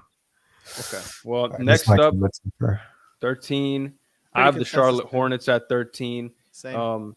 Unserious team at the end of the day. I mean, they're going to be exciting because of LaMelo and Brandon Miller, and you'd like to see them take a step, but I still don't believe in it. Every team above them, I take 10 times more seriously than them, and it's like that's the problem because I think they do have talent on this team. Miles Bridges, Brandon Miller, LaMelo, the rookies they drafted look actually pretty good, like Con Knuppel and that guy they started at center, Kalkbrenner. He looks pretty decent too, but it's like unserious team. You've never really won anything. You still got young guys. You don't really have any vet presence. You don't stay healthy. I can't put them any higher, honestly. So 13. I have some faith in them this year. So Yeah, I have the Bulls at 13. I feel like they're going to trade away Vucevic and try to not rebuild, but give some of their younger guys some run and to develop. So through development, there's always going to be some rough patches, and I feel like they're going to lose games and develop through that, kind of similar to the Wizards, but with better players. So I feel like they'll be a 13th seed. I have more faith in the Hornets this year just because of where I think LaMelo should be as a player and the guys that they have around him. Same with Brandon Miller. I think he's going to take a good jump. I see your point. I got the Hornets here too, just same as Bez. Okay, at 12, this is where I have the Bulls. Personally, though, I disagree with that, though. I think the clear bottom three teams are like in a tier of their own. Like you got the Nets, Wizards, and Hornets. All three I group into not serious teams, clearly not going to be playoff teams. Clear ass. Yeah, they're just not good enough, even though these teams might have talent individually, like MPJ on the Nets or some of the young guys on the Hornets. I mean, the Wizards and the Hornets as well, actually. But Bulls, I actually think I see some promising stuff from them. Billy Donovan's a good coach. Say what you want about him and his ceiling, but he could coach good teams. You know, I like the step that Matas has shown in his first game, what he could take this year. Josh Giddey is a young, promising player. You know, they're going to get Kobe White back. I think that they still got to trade Vucevic, and, them holding on to him and their asset management hasn't been the best. But I just think they're just coached a little differently. They play a little harder. You just feel like on a given night, I'm going to bet on the Bulls more than the Hornets to win a game. And I feel like that's because of the players, the way they play, the way they're coached. And that matters to me. So even though I don't think they're good from a talent standpoint, I got to put them above the Hornets because of that reason. So I'm going to have them at 12 here. Yeah, this is where I have the Hornets, just one seed higher. I feel like the teams above them are probably going to have more talent as a roster. So that's going to result for more wins in the East. And I feel like that's the biggest indicator of winners in the East is just roster talent and player talent in general. But I do believe that they could be a bit higher if LaMelo Ball and Brandon Miller take a next step to be all-star caliber players. Or LaMelo's already an all-star, just needs to stay healthy.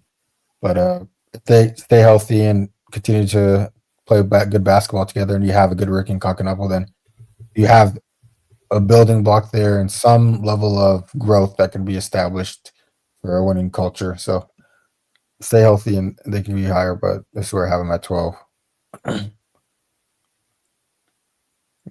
Should I say my 11? Or Gabe, did you go? I had the same as Bez.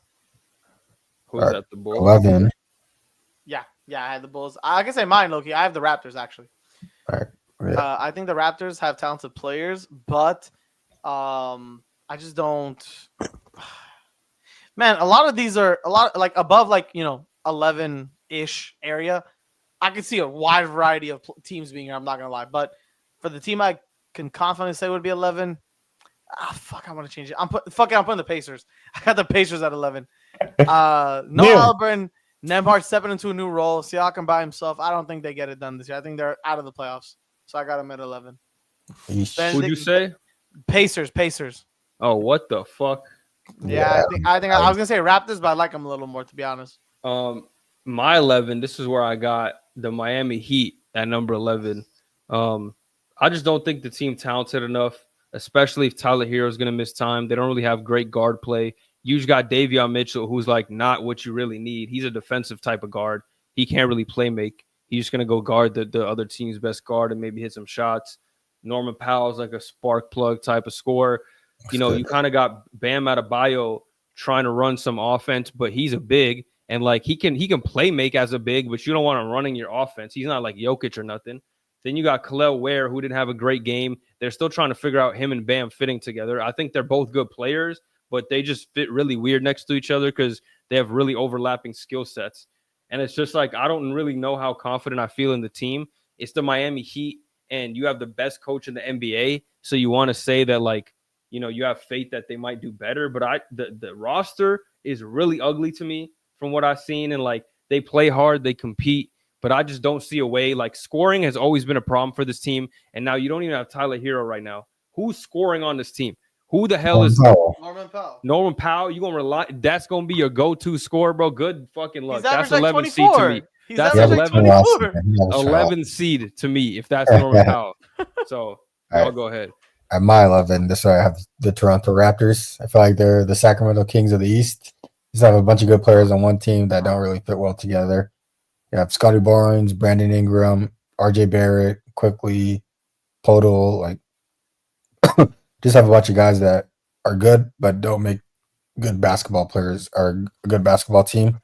Yeah, drafted pretty high this year as well, but I just don't think that they're gonna fit well chemistry wise, and they'll be the 11th seed because of that. And then at 10, this is where I have the Miami Heat. I do think coaching talent of Eric Spoelstra and knowing how to create a type of culture, even though culture is overplayed and overused at this point, it is a real thing. It's good enough to get them back into the playing spot as they've always been. Bam is a all-star level talent. Norman Powell is a great scorer, in my opinion. He showcased that last season. And then Andrew Wiggins isn't bad. He's always going to be solid, give you 15, 16 points a game. So you do have enough talent as a team, and then you have the culture inspired by the coach and system. That'll be good enough to be a 10th seed in the East. I got the Raptors at 10. Pretty much what you guys said. Raptors are not going to be better than the Pacers, bro.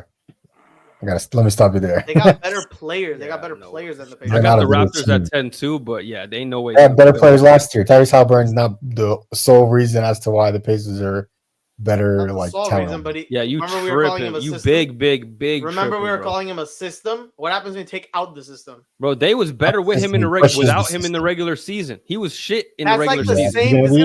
This is gonna be the same thing when the people are like, "Oh my God, John Morant, the Grizzlies won 22 games without him during this regular season." When Albert's out there, they're not going to be good. Saying they're going to win a chip without him. We're just saying they're better than the Raptors. Regardless, my point is they're around the same team. So me putting them at 10 and 11, very similar. They're not. They're very similar.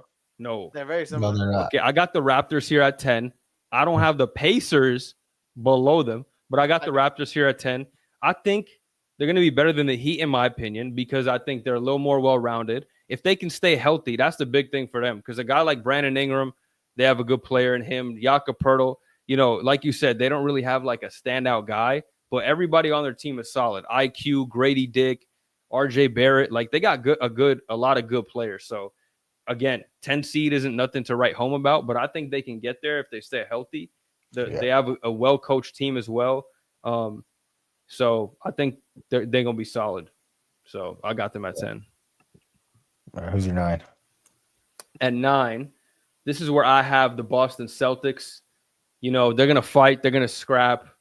They're a well-coached team. Joe Mazzulla is going to play some MMA fights in the locker room to motivate them. But I just don't think it's going to be enough. From what I've seen today, like against a team like Philly, who is going to be solid, I think, but just not even going to be like the number 1 seed or nothing like that.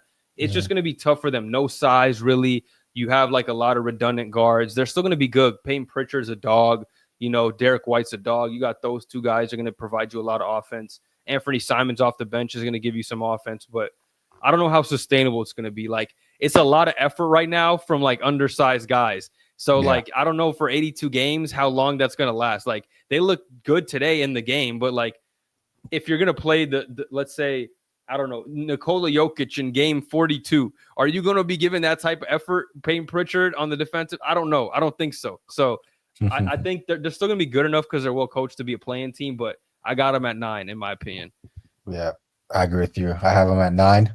No Tatum. They literally have no center, and you're not the Warriors. You don't play like the Warriors. Queta fouled out today too against who? I don't even know who he's guarding. How do you foul out? How do you foul out against Barber. Yeah, too many like Payne Pritchard and Anthony Simons damn near do the same thing, and they're both undersized. Jalen Brown's just a scorer as well, so they're just going to rely on Derek White to be everything, man, and that's not going to be sustainable for all of these two. What if Jalen Brown gets hurt and misses like 20 games, something like that? Team's just going to fall apart. There's no way that any type of structure could keep this starting team alive. Power forward Sam Hauser. Yeah, like what are we doing here? But they don't have enough talent this year, and Jason Tatum's trying to come back, which I don't think is smart for the season. Dude, Just they were playing. Up, dude, you know what's bad? First or second quarter for sure. They have this guy out there. I've never seen him before. Josh Minot.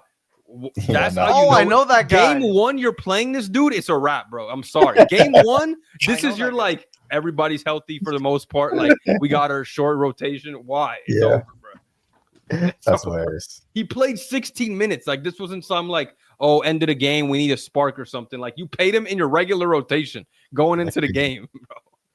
They traded 2 key players last season, which was for good reason. They're paying them way too much money, so they made the smart moves. So that indicates that they're not going for a championship this year. They're definitely not trying to tank, but seeing what they have with the pieces that they have now, and whatever happens, happens. And it's not going to be a high seed, that's for sure. This is number 9, right? Yeah. This is where I have the Miami Heat. I think Miami Heat still, even with that Tyler Hero absence, they're going to be solid. Again, this area, I believe in the East from this 8 to like 11 range, very same team. It's going to be very close in standings.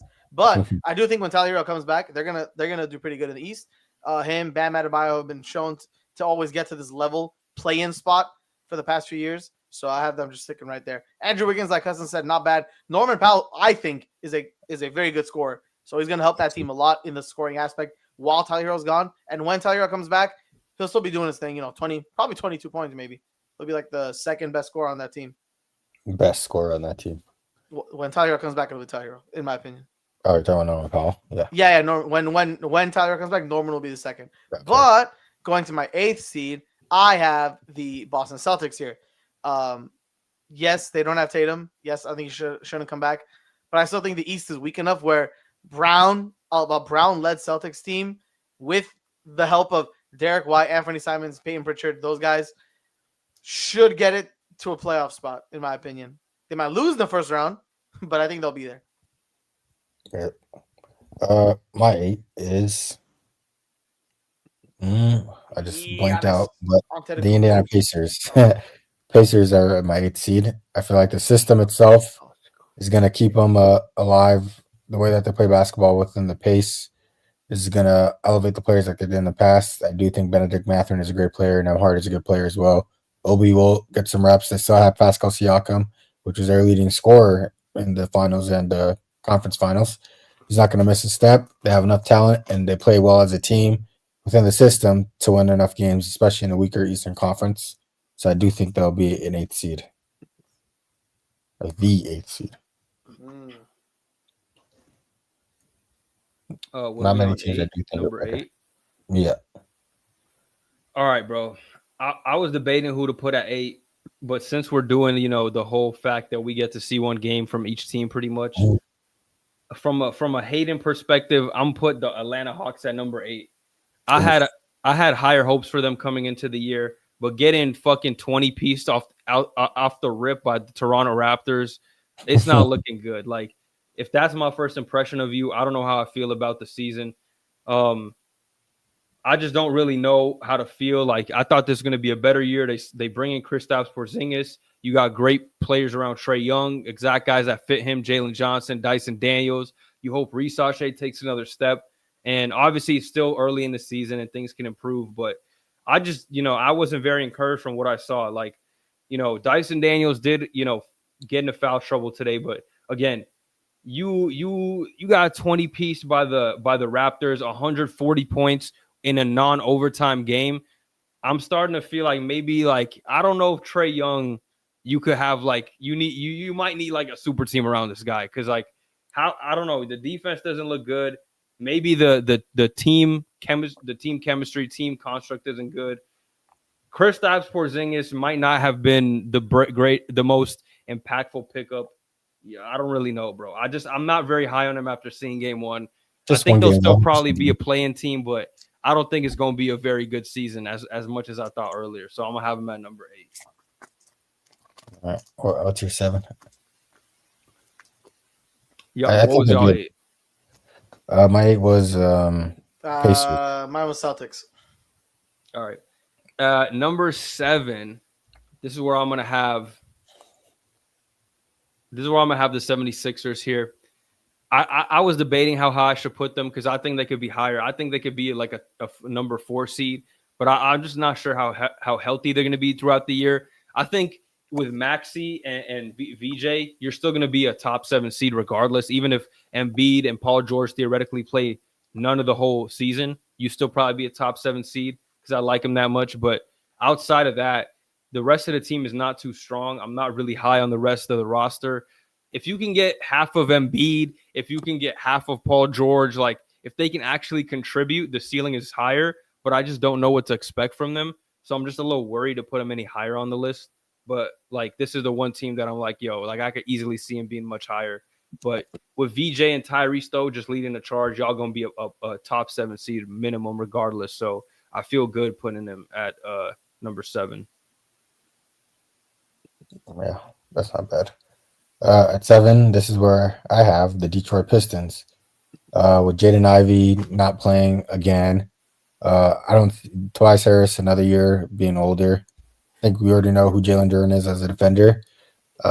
Asar, I think he'll take another step, but not offensively, just from a defensive standpoint. I think that's where he's going to grow. Cade can only do so much, and I feel like Malik Beasley was a huge reason as to why they were so good last season because of how many threes he was making. And Duncan Robinson will not be Malik Beasley and have as many threes as Anthony Edwards and Steph Curry are having in a season. And so I feel like Cade Cunningham, he could take another step, but how much can you really do to take that next step and carry your team to another level? And at the other level of teams already have that type of player or players around them to make that level, I guess, competition or playoff run, playoff push, championship level roster. So I don't think the Pistons are there yet. And we talked about it earlier about getting Cade another guy to get them to that level. And we just have to wait and see. But for now, I have them at 7 because of that, which is not bad. Nice. My number 7 is actually the Atlanta Hawks as well. I think they're going to be in the middle of the pack again for like a lot of the times they've been. Trae Young is a little bit, questionable in my opinion. Porzingis is also kind of questionable. But I think the team can still rally by the end, like get into like better midseason form, really start gelling, and be in the playoffs. Man, it's kind of hard. No, yeah, I'm gonna stick with the Hawks at 7. I think I'm confident with the Hawks at 7 for this year. Yeah, that would be your 6. My 6 was gonna be what I was depending on putting them was gonna be the Philadelphia 76ers. I just see the upside to Philly more than I do for the Hawks. So I can say, in my opinion, I can see the 76ers being higher than the Hawks because of their scoring guards. I mean, I know it's one game of VJ, but dude, the kid is cracked. You know what I mean? Like, still 36. Like he's insane. And I'm even trying to see if whenever McCain comes back, that'll be a great addition off the bench. You know what I'm saying? So judging by that, I think I still like the 76er chances of being top 6 seed. Number 6, this is where I got the Pistons. I was debating between them and Philly, honestly, between 6 and 7. But I think that, I think that literally the only difference, the reason I put the Pistons higher is because they don't have like $100 million tied up into 2 players. So like they can make a move if necessary. And so like I feel like confident that they not only could do that, but might actually do that because I feel like they're on like the upward trajectory, whereas Philly's like downward technically with like their aging players. So, but I do think they're in similar situations, like you said, Huss. Like there's only so much that Cade can do. Like I do think he's gonna get better this year, but they just need another player around them. Like Jaden Ivey's not healthy. Tobias Harris is like a aging role player. Jalen Duren's like he's the player he is. You know what I mean? As a center, you kind of already know what you're getting from him. And like nobody else on this team is like, Asar Thompson can get better, but it's like he's already good at everything. You just want him to shoot better. You know what I mean? Yeah. he doesn't have like a Jason Tatum step to take or something. He's just elite at everything that he's doing instead of just like very good, you know. And that's like your highest upside guy right now. Barring some random outbreak. I do like Ron Holland, but at the same time, like I said, you just need more. So I think 6 is probably the highest they'll be, barring a trade. But I just put them higher than the Sixers because I just think they have a potential chance to actually make a move. But I think Sixers, like I said, could be better. So yeah. At my 6, I have the Atlanta Hawks. I know they didn't play well today, but I'm going on the upside potential here. I still think Trae Young's a great point guard, and then you already have defenders that you locked down with the deal you got with Dyson. And then Jalen Johnson, he can actually even take another leap. The talent's immense for him. Porzingis, if he just stays in his role. Today, though. He played really played well. Porzingis stays in his role and just becomes a 3-point shooter and stays healthy, then there's something there. But the upside is the biggest thing for this team. You need Ricochet to take that next step. You need Jalen Johnson to continue progressing, even though he's already at a damn near all-star level talent. But you got to make sure that stays consistent throughout the year. You got to make sure Onyeka's good off the bench for you because he's still a young player, but we really don't know what you have from him if he could take another step or we already know what he is. But you have the pieces to make it happen. You just have to unlock the offense or unlock the team in general. So if they're able to unlock him this season, they'll be a top 5 seed in my opinion, or number 6. And they could be higher if they get chemistry going with a potential outbreak. So I don't know about Porzingis, bro. I feel like they got scammed low key, even though they traded nothing to get him. Like they're making the right move. They had the right idea in mind. If their idea can come to life, then it makes sense. I do agree with you. Everything else you said, I think they could gel better. Like it's really early still, but I feel like I was a little higher on them. Like I was thinking of putting them like a top 4 seed. Maybe 8 is too low, but it's just like, damn, I feel like I got let down by the Porzingis thing. Could be, like you could be right too. They could play the same way that they played tonight and just be straight up bad because of the no chemistry with the players they have. They just have players running out there like Raptors 2.0, just good talent and nothing else, and just a Trae show. But I'm leaning more on the upside because of I feel like I believe in Trae, a veteran leader. He's gonna get things done. So we'll see. Could go either way. All right. My 5. This is where I have forgot my team. I can say my 5. Go ahead. I got the Pistons here. I mean, you guys pretty much touched on it. Pretty much what Cade has to do, what the team has to do. So I won't talk too much about it. But as far as like team makeup goes, I think they were better last year. But I still think that if Cade, man, I don't want to say if Cade has to carry, but if Cade carries, I think he could do this year, they'll be in the 5th seed because the East is still, no, like a lot of people are either injured or they're just not good enough. Celtics injured, Pacers injured, Heat injured. Literally every team is injured and shit like that. So I have them at 5. I have the Pistons at 5. All right, my number 5. This is where I have the Indiana Pacers, baby. I think the Pacers, see, this is what I'm talking about. 11 is crazy because I think the team is good enough. They missing Tyrese Halliburton. They lost 2 players. And you mean to tell me they go from a top 4 seed to out the playoffs? I don't believe that. Respect. All NBA player though. Bro, it's the system and it's Miles Turner. All right, but listen though, Tyrese Halliburton during the regular season last year, for keeping it a buck, like he's a good point guard, but he didn't even play good last year. Like he started the season off terribly. They were better with him off the court. But the second half of the season, we were talking about it live. We were covering it. Okay, but look, NBA. We're not talking about. See, this is what y'all got to understand. Nobody's saying they're gonna make the same run. Nobody's saying they're even winning a playoff series. But in the regular season, they have more than enough players that could step in and fill a role and do a job. Literally, they got one of the best backup point guards in the NBA. The motherfucker TJ McConnell was balling his ass off in the playoffs. Y'all must have forgot that he was getting chanted his name, so he could do a job for sure. Andrew Nembhard as well. He's a good 2-card combo guard that could do a job as well. So yes, it's not Tyrese Halliburton, but I'm not worried. You give a bigger role to some of these guys that can play and have played in big moments like Ben Shepherd, Aaron Nesmith, Benedict Mathurin. You're going to be just all right. The only really question mark I have is the center position with Miles Turner. But shit, Pacers fans wanted him traded for so long that they might be better with him off the court. Shit, who knows? Because they was complaining about him all the damn time. No, but in a real thing, like they're really well coached, like super well coached. I think Rick Carlisle still continues to be underrated. I mean, we people forget he won a championship with Dirk Nowitzki and those old Mavericks teams.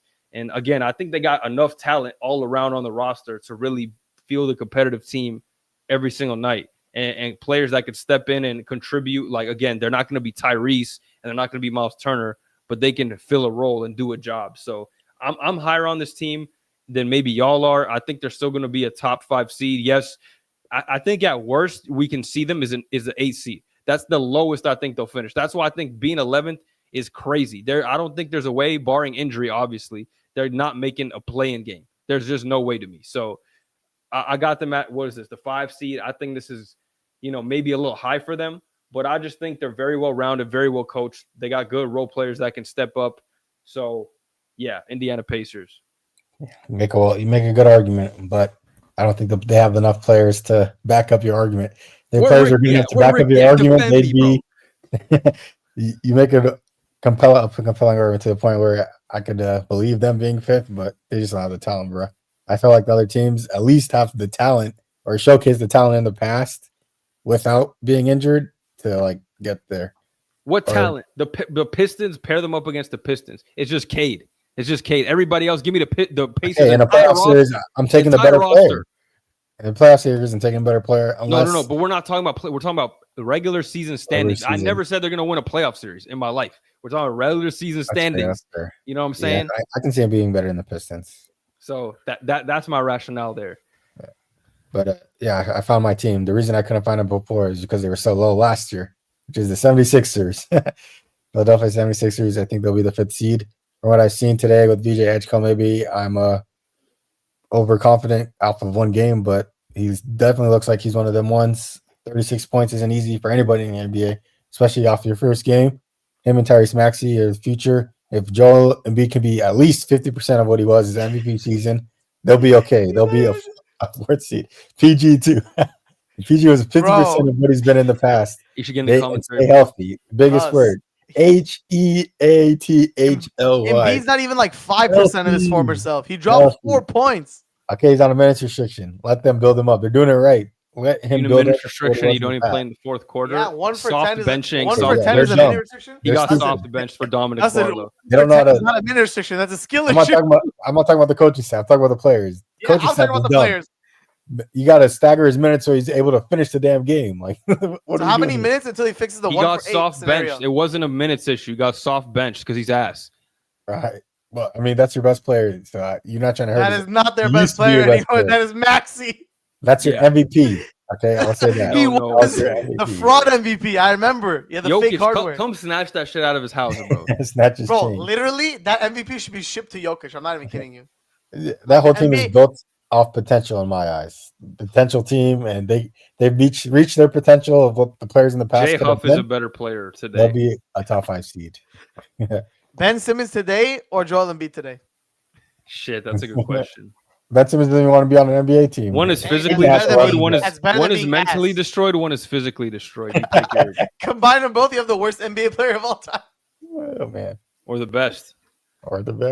Hey, don't play with me. You get fucking Ben Simmons athleticism with Embiid's mentality, bro. Go to. Well, Embiid's mentality. Embiid just sucks, huh? He's just fucking awful everywhere. Bro, he didn't care. Remember during his MVP run? Oh, you see here. I forgot what he said, bro. He didn't even play against Jokic. I remember that matchup. He was ducking. Yeah. Third. What are you, number 4? Right. Number 4?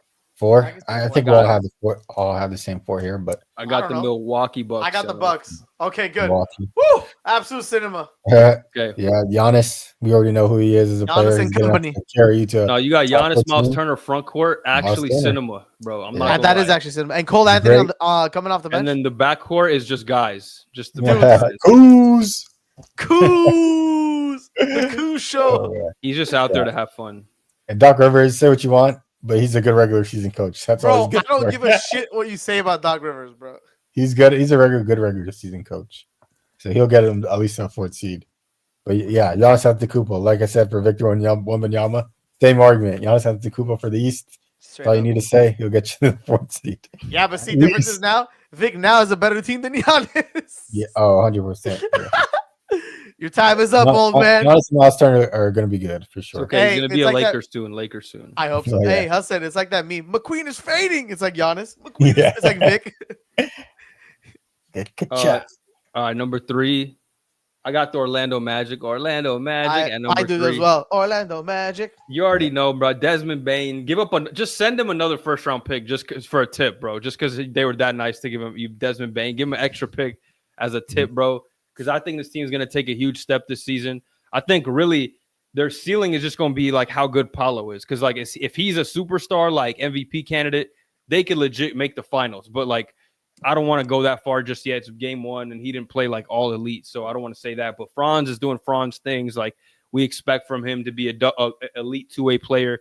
Desmond Bane's giving you everything you wanted from him with the shooting, with the secondary guard playmaking. You got one of the best defenses in the NBA, in my opinion. They just are so aggressive, so scrappy. Like, it's a bitch to play against the Magic. I already know people are like fucking circling that game. Like, I got to get my sleep for that one because Jalen Suggs is going to be on me. If not, they got Wendell and Goga and Paolo and Franz and Jonathan Isaac plays 10 minutes and he's annoying to play against. Mm-hmm. So it's just an elite defensive team, and I could put my money on that. So I got the Magic at 3. Honestly, I could see him being a 2 seed as well. They're that good, but I'm going to play it safe at number 3.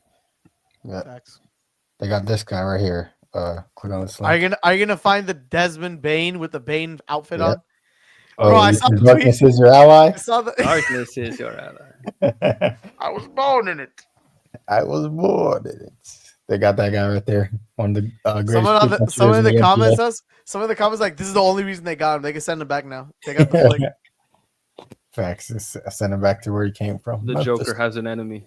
I was molded in it. You see Grant Williams in the Batman. Batman. Him in the Batman fit is so funny. Yo, shout out Grant Williams. I actually like him. I see him on TikTok all the time. He's open every like NBA player roasts him. Yeah, but dude, fuck those guys. He's cool, bro. He opens packs. He has fun. Bro. He's a cool dude. He likes cool Pokemon. Dude. He opens like NBA packs. He gets hyped when he gets like a Luka patch. Like, oh, Luka, look. Like, bro, you have him on his number. I swear. Like, what? Used to be your teammate, brother. That's what I'm saying. Do you remember the Grant Williams like pole? I don't know how to describe it, but it's in the arena. It's his face, and it looks so funny. I gotta find it, bro. You gotta send the link, bro. Send a video. Do you know what I'm talking about? Or it's like that's like the Grant Williams pole. Yeah. Send a video. But yeah, I agree with you guys. We got Orlando Magic. They biggest thing that they needed was shooting and scoring last season. They got that in Desmond Bane. Literally does everything for you at a high clip. Jalen Suggs stays healthy at guard. Anthony Black hopefully progresses and takes another step. The team should be really good, and like you said, Apollo is their engine. In the regular season and in the postseason, we'll see how far he takes them if he takes the next step to superstar status, and he'll dictate where they are. But the base is 4 for them, and the ceiling could be higher. Or the base is 3, right? Yeah, the big. I'm about to fall asleep, bro. Yeah, okay, let's run through these. Number 2, I got the Cleveland Cavaliers. They was the best team last season. I don't see why they're not going to be a top 3 seed again this year at minimum. Like, I don't see them being literally lower than 3. This could be literally their year to make the finals. If it's not this year, you got to make some trades. So This is dead ass their last year with this core to run it back to see if they can win it because the East is wide open. The only reason I'm not putting them 1 is because the team above them, they just lost 2 today. So I gotta respect it. If we're cheating a little bit, I gotta give the respect. But preseason, I would have put the Cavs at 1. I'm just saying, but I'm saying it now. I get it. Might have actually put Cavs at 1 preseason, but they lost to the Knicks today. Bro, so the recency bias. Yep, same here. Bro, the Cavs could realistically, the Cavs could be like a 58-win team. Pretty good. Fair that they don't have Darius Garland to start out the season, so it's different. That's true. Dude, they had Tyrese Proctor getting minutes. Respect Tyrese Proctor. He's good, but Ty Jerome was literally balling, like going crazy last year. They don't have him anymore. So they got Lonzo and Tyrese Proctor, bro. It's all good. Lonzo Ball. Honestly, though, those guys are good enough, but like not against the little other best team in the East. You know, like who's healthy. You know, kind of. Got players even though Cat was like limping out there. After all that, how did Jordan Clarkson do today? My 6th man of the year. He had some shots, bro. Honestly, 6th man was a little crazy for him because Josh Hart is going to come off the bench too, probably, and like he might be a bit better 6th man candidate because he's not going to put up points, but he's going to get the rebounds and all that, you know, the triple doubles and what if the NBA introduces like a new award where the 6th man of the year turns like to the 7th man, so it's like a 6th, 7th man of the year? Have you ever thought about that? All right, that's it for today's episode. Number 1. Yeah, wrap it up. Number 1, New York Knicks. Wrap it up, Dan. Yeah, you got number 1. One of the greatest point guards in the NBA, Jalen Brunson, one of the best. Overrated. Kel Bridges, OG Anunoby. They got depth finally. A new coach that's offensive minded, so they're gonna run out there. Hey, there's no tape on. I don't know if y'all got that notification. First game of no Tom Thibodeau. They played like into the first quarter. They had like more than 8 players getting a minute. And like Tom Thibodeau, they posted a meme of Tom Thibodeau like looking shocked after they saw that. Like, how did they do that? How's that possible? How did they do that? They had fat ass Yabusele in there, even though dude that fool was fat as fuck. Jordan Clarkson didn't really. I saw him hit his only 2 shots. Ironically, when I was watching the game, he hit 2 shots today. Miles McBride, he's gonna be good for them. He's their 6th man if we're being a buck. Tyler Cole getting some minutes. You name more than like 7 players. They got Huck Purdy, bro. Crying. They got Huck Purdy getting minutes, so it's a different era. Huck Purdy started, bro. Huck Tua. Yeah, they're going to be the first seed. I don't think anything's going to stop them besides the Cavs potentially. You know what? I got the Hornets. They got to get healthy though. They need Mitchell Robinson. But they played well tonight, even with. Bro, did you? Injuries. I don't know if you guys saw that. Did you see Mitchell Robinson post like 3 hours before the game on TikTok? No. Bro. And all the comments like, bro, don't you got it? It's like, bro, don't you got a game tonight? Get your ass. Nah, he's fat too, bro. I'm pressing on that Grant Williams full. Oh, did you click the poll? Eyes, bro. Yeah. Bro, that's what I'm saying. Bez, put it on the screen. Do you guys not remember this like a few years ago, like on Twitter? I don't remember. Share this shit, bro. I just sent the link. Oh yeah, Hus. He just put a slideshow on TikTok. I'm just gonna send it to your phone. He just put a slideshow on TikTok, like just like saying it's your fault. Look at the picture, bro. Oh my god, Grant Williams. I don't think he really cares as much. No, Mitchell Robinson. Yeah, I don't he's just think so. there to have fun, have a good time. He's in New York, bro. He can fuck around. Hey, go New York. Send him to Utah. Send him to Utah. See how he likes it there. Yeah. Or Portland. Bro, if I was an NBA player, I would not want to be in those cities, bro. I don't care. Yeah, bro. Yeah, it's only good if you're like a Dame-esque guy. Like you get everything for free. Everybody respects you. But if you're like, let's see, Denny Avdia, there's no way he wants to be in Portland, bro. Like, bro, what city would you like to play for if you had to choose? Me, maybe. Lakers. Yeah, like Miami. No, Clippers, because there's not as much pressure. Bro, did you just say the Clippers? That's insanely stupid. Oh my god. Why? You live in LA and there's not as much pressure. The Clippers lost to 5 white men today, by the way. Yeah, if the Lakers just happened to the Lakers, you'd have Lake Show on Twitter. That's going crazy, like the first time this ever happened. This is okay. Half a white man right here. Oh yeah, bro. I'm looking at George's face and I just agree with everything you're saying. He's half white. I'm crying. I'm looking at Keontae George. Yeah, facts. Bro, his name is Kyle Filipowski's name is so funny, bro. Filipowski. Oh, I'm getting to that time where like everything I find is hysterical. I gotta go. Yeah. Nah, hold up. This is who the Clippers just lost to. Bro, we should do like a meme recap. You know how many memes I see now? I know the fuck it is. Alright, time to wrap it up, bro. Carolinko. That's and Kevin Love, bro. AK-47. AK-47. How many points did he average there? 13? What is it? 18? 13, yeah. Damn, bro. He's not in the Jazz, so he doesn't have maximum powers here. Bro, I gotta go charge my car right now. Fuck. All right. Shout out to every team that played today except the Warriors. Fuck them. Yeah, Warriors suck. 1-0. Hopefully, Rob Pelinka, if you're watching this, make some goddamn trades because I'm not excited to watch my team this season, and I'm upset about that. So please, I am. I'm excited. Already, I'm starting a chat. I'm Hashtag a Magic fan this year. I'm a Magic fan because I can't root for the Lakers because I know we're not going to win shit. So I'm a Magic fan. Orlando Magic, you know. Thanks for tuning in to this episode of the BDL podcast. I will see you on the next one. Peace. Peace.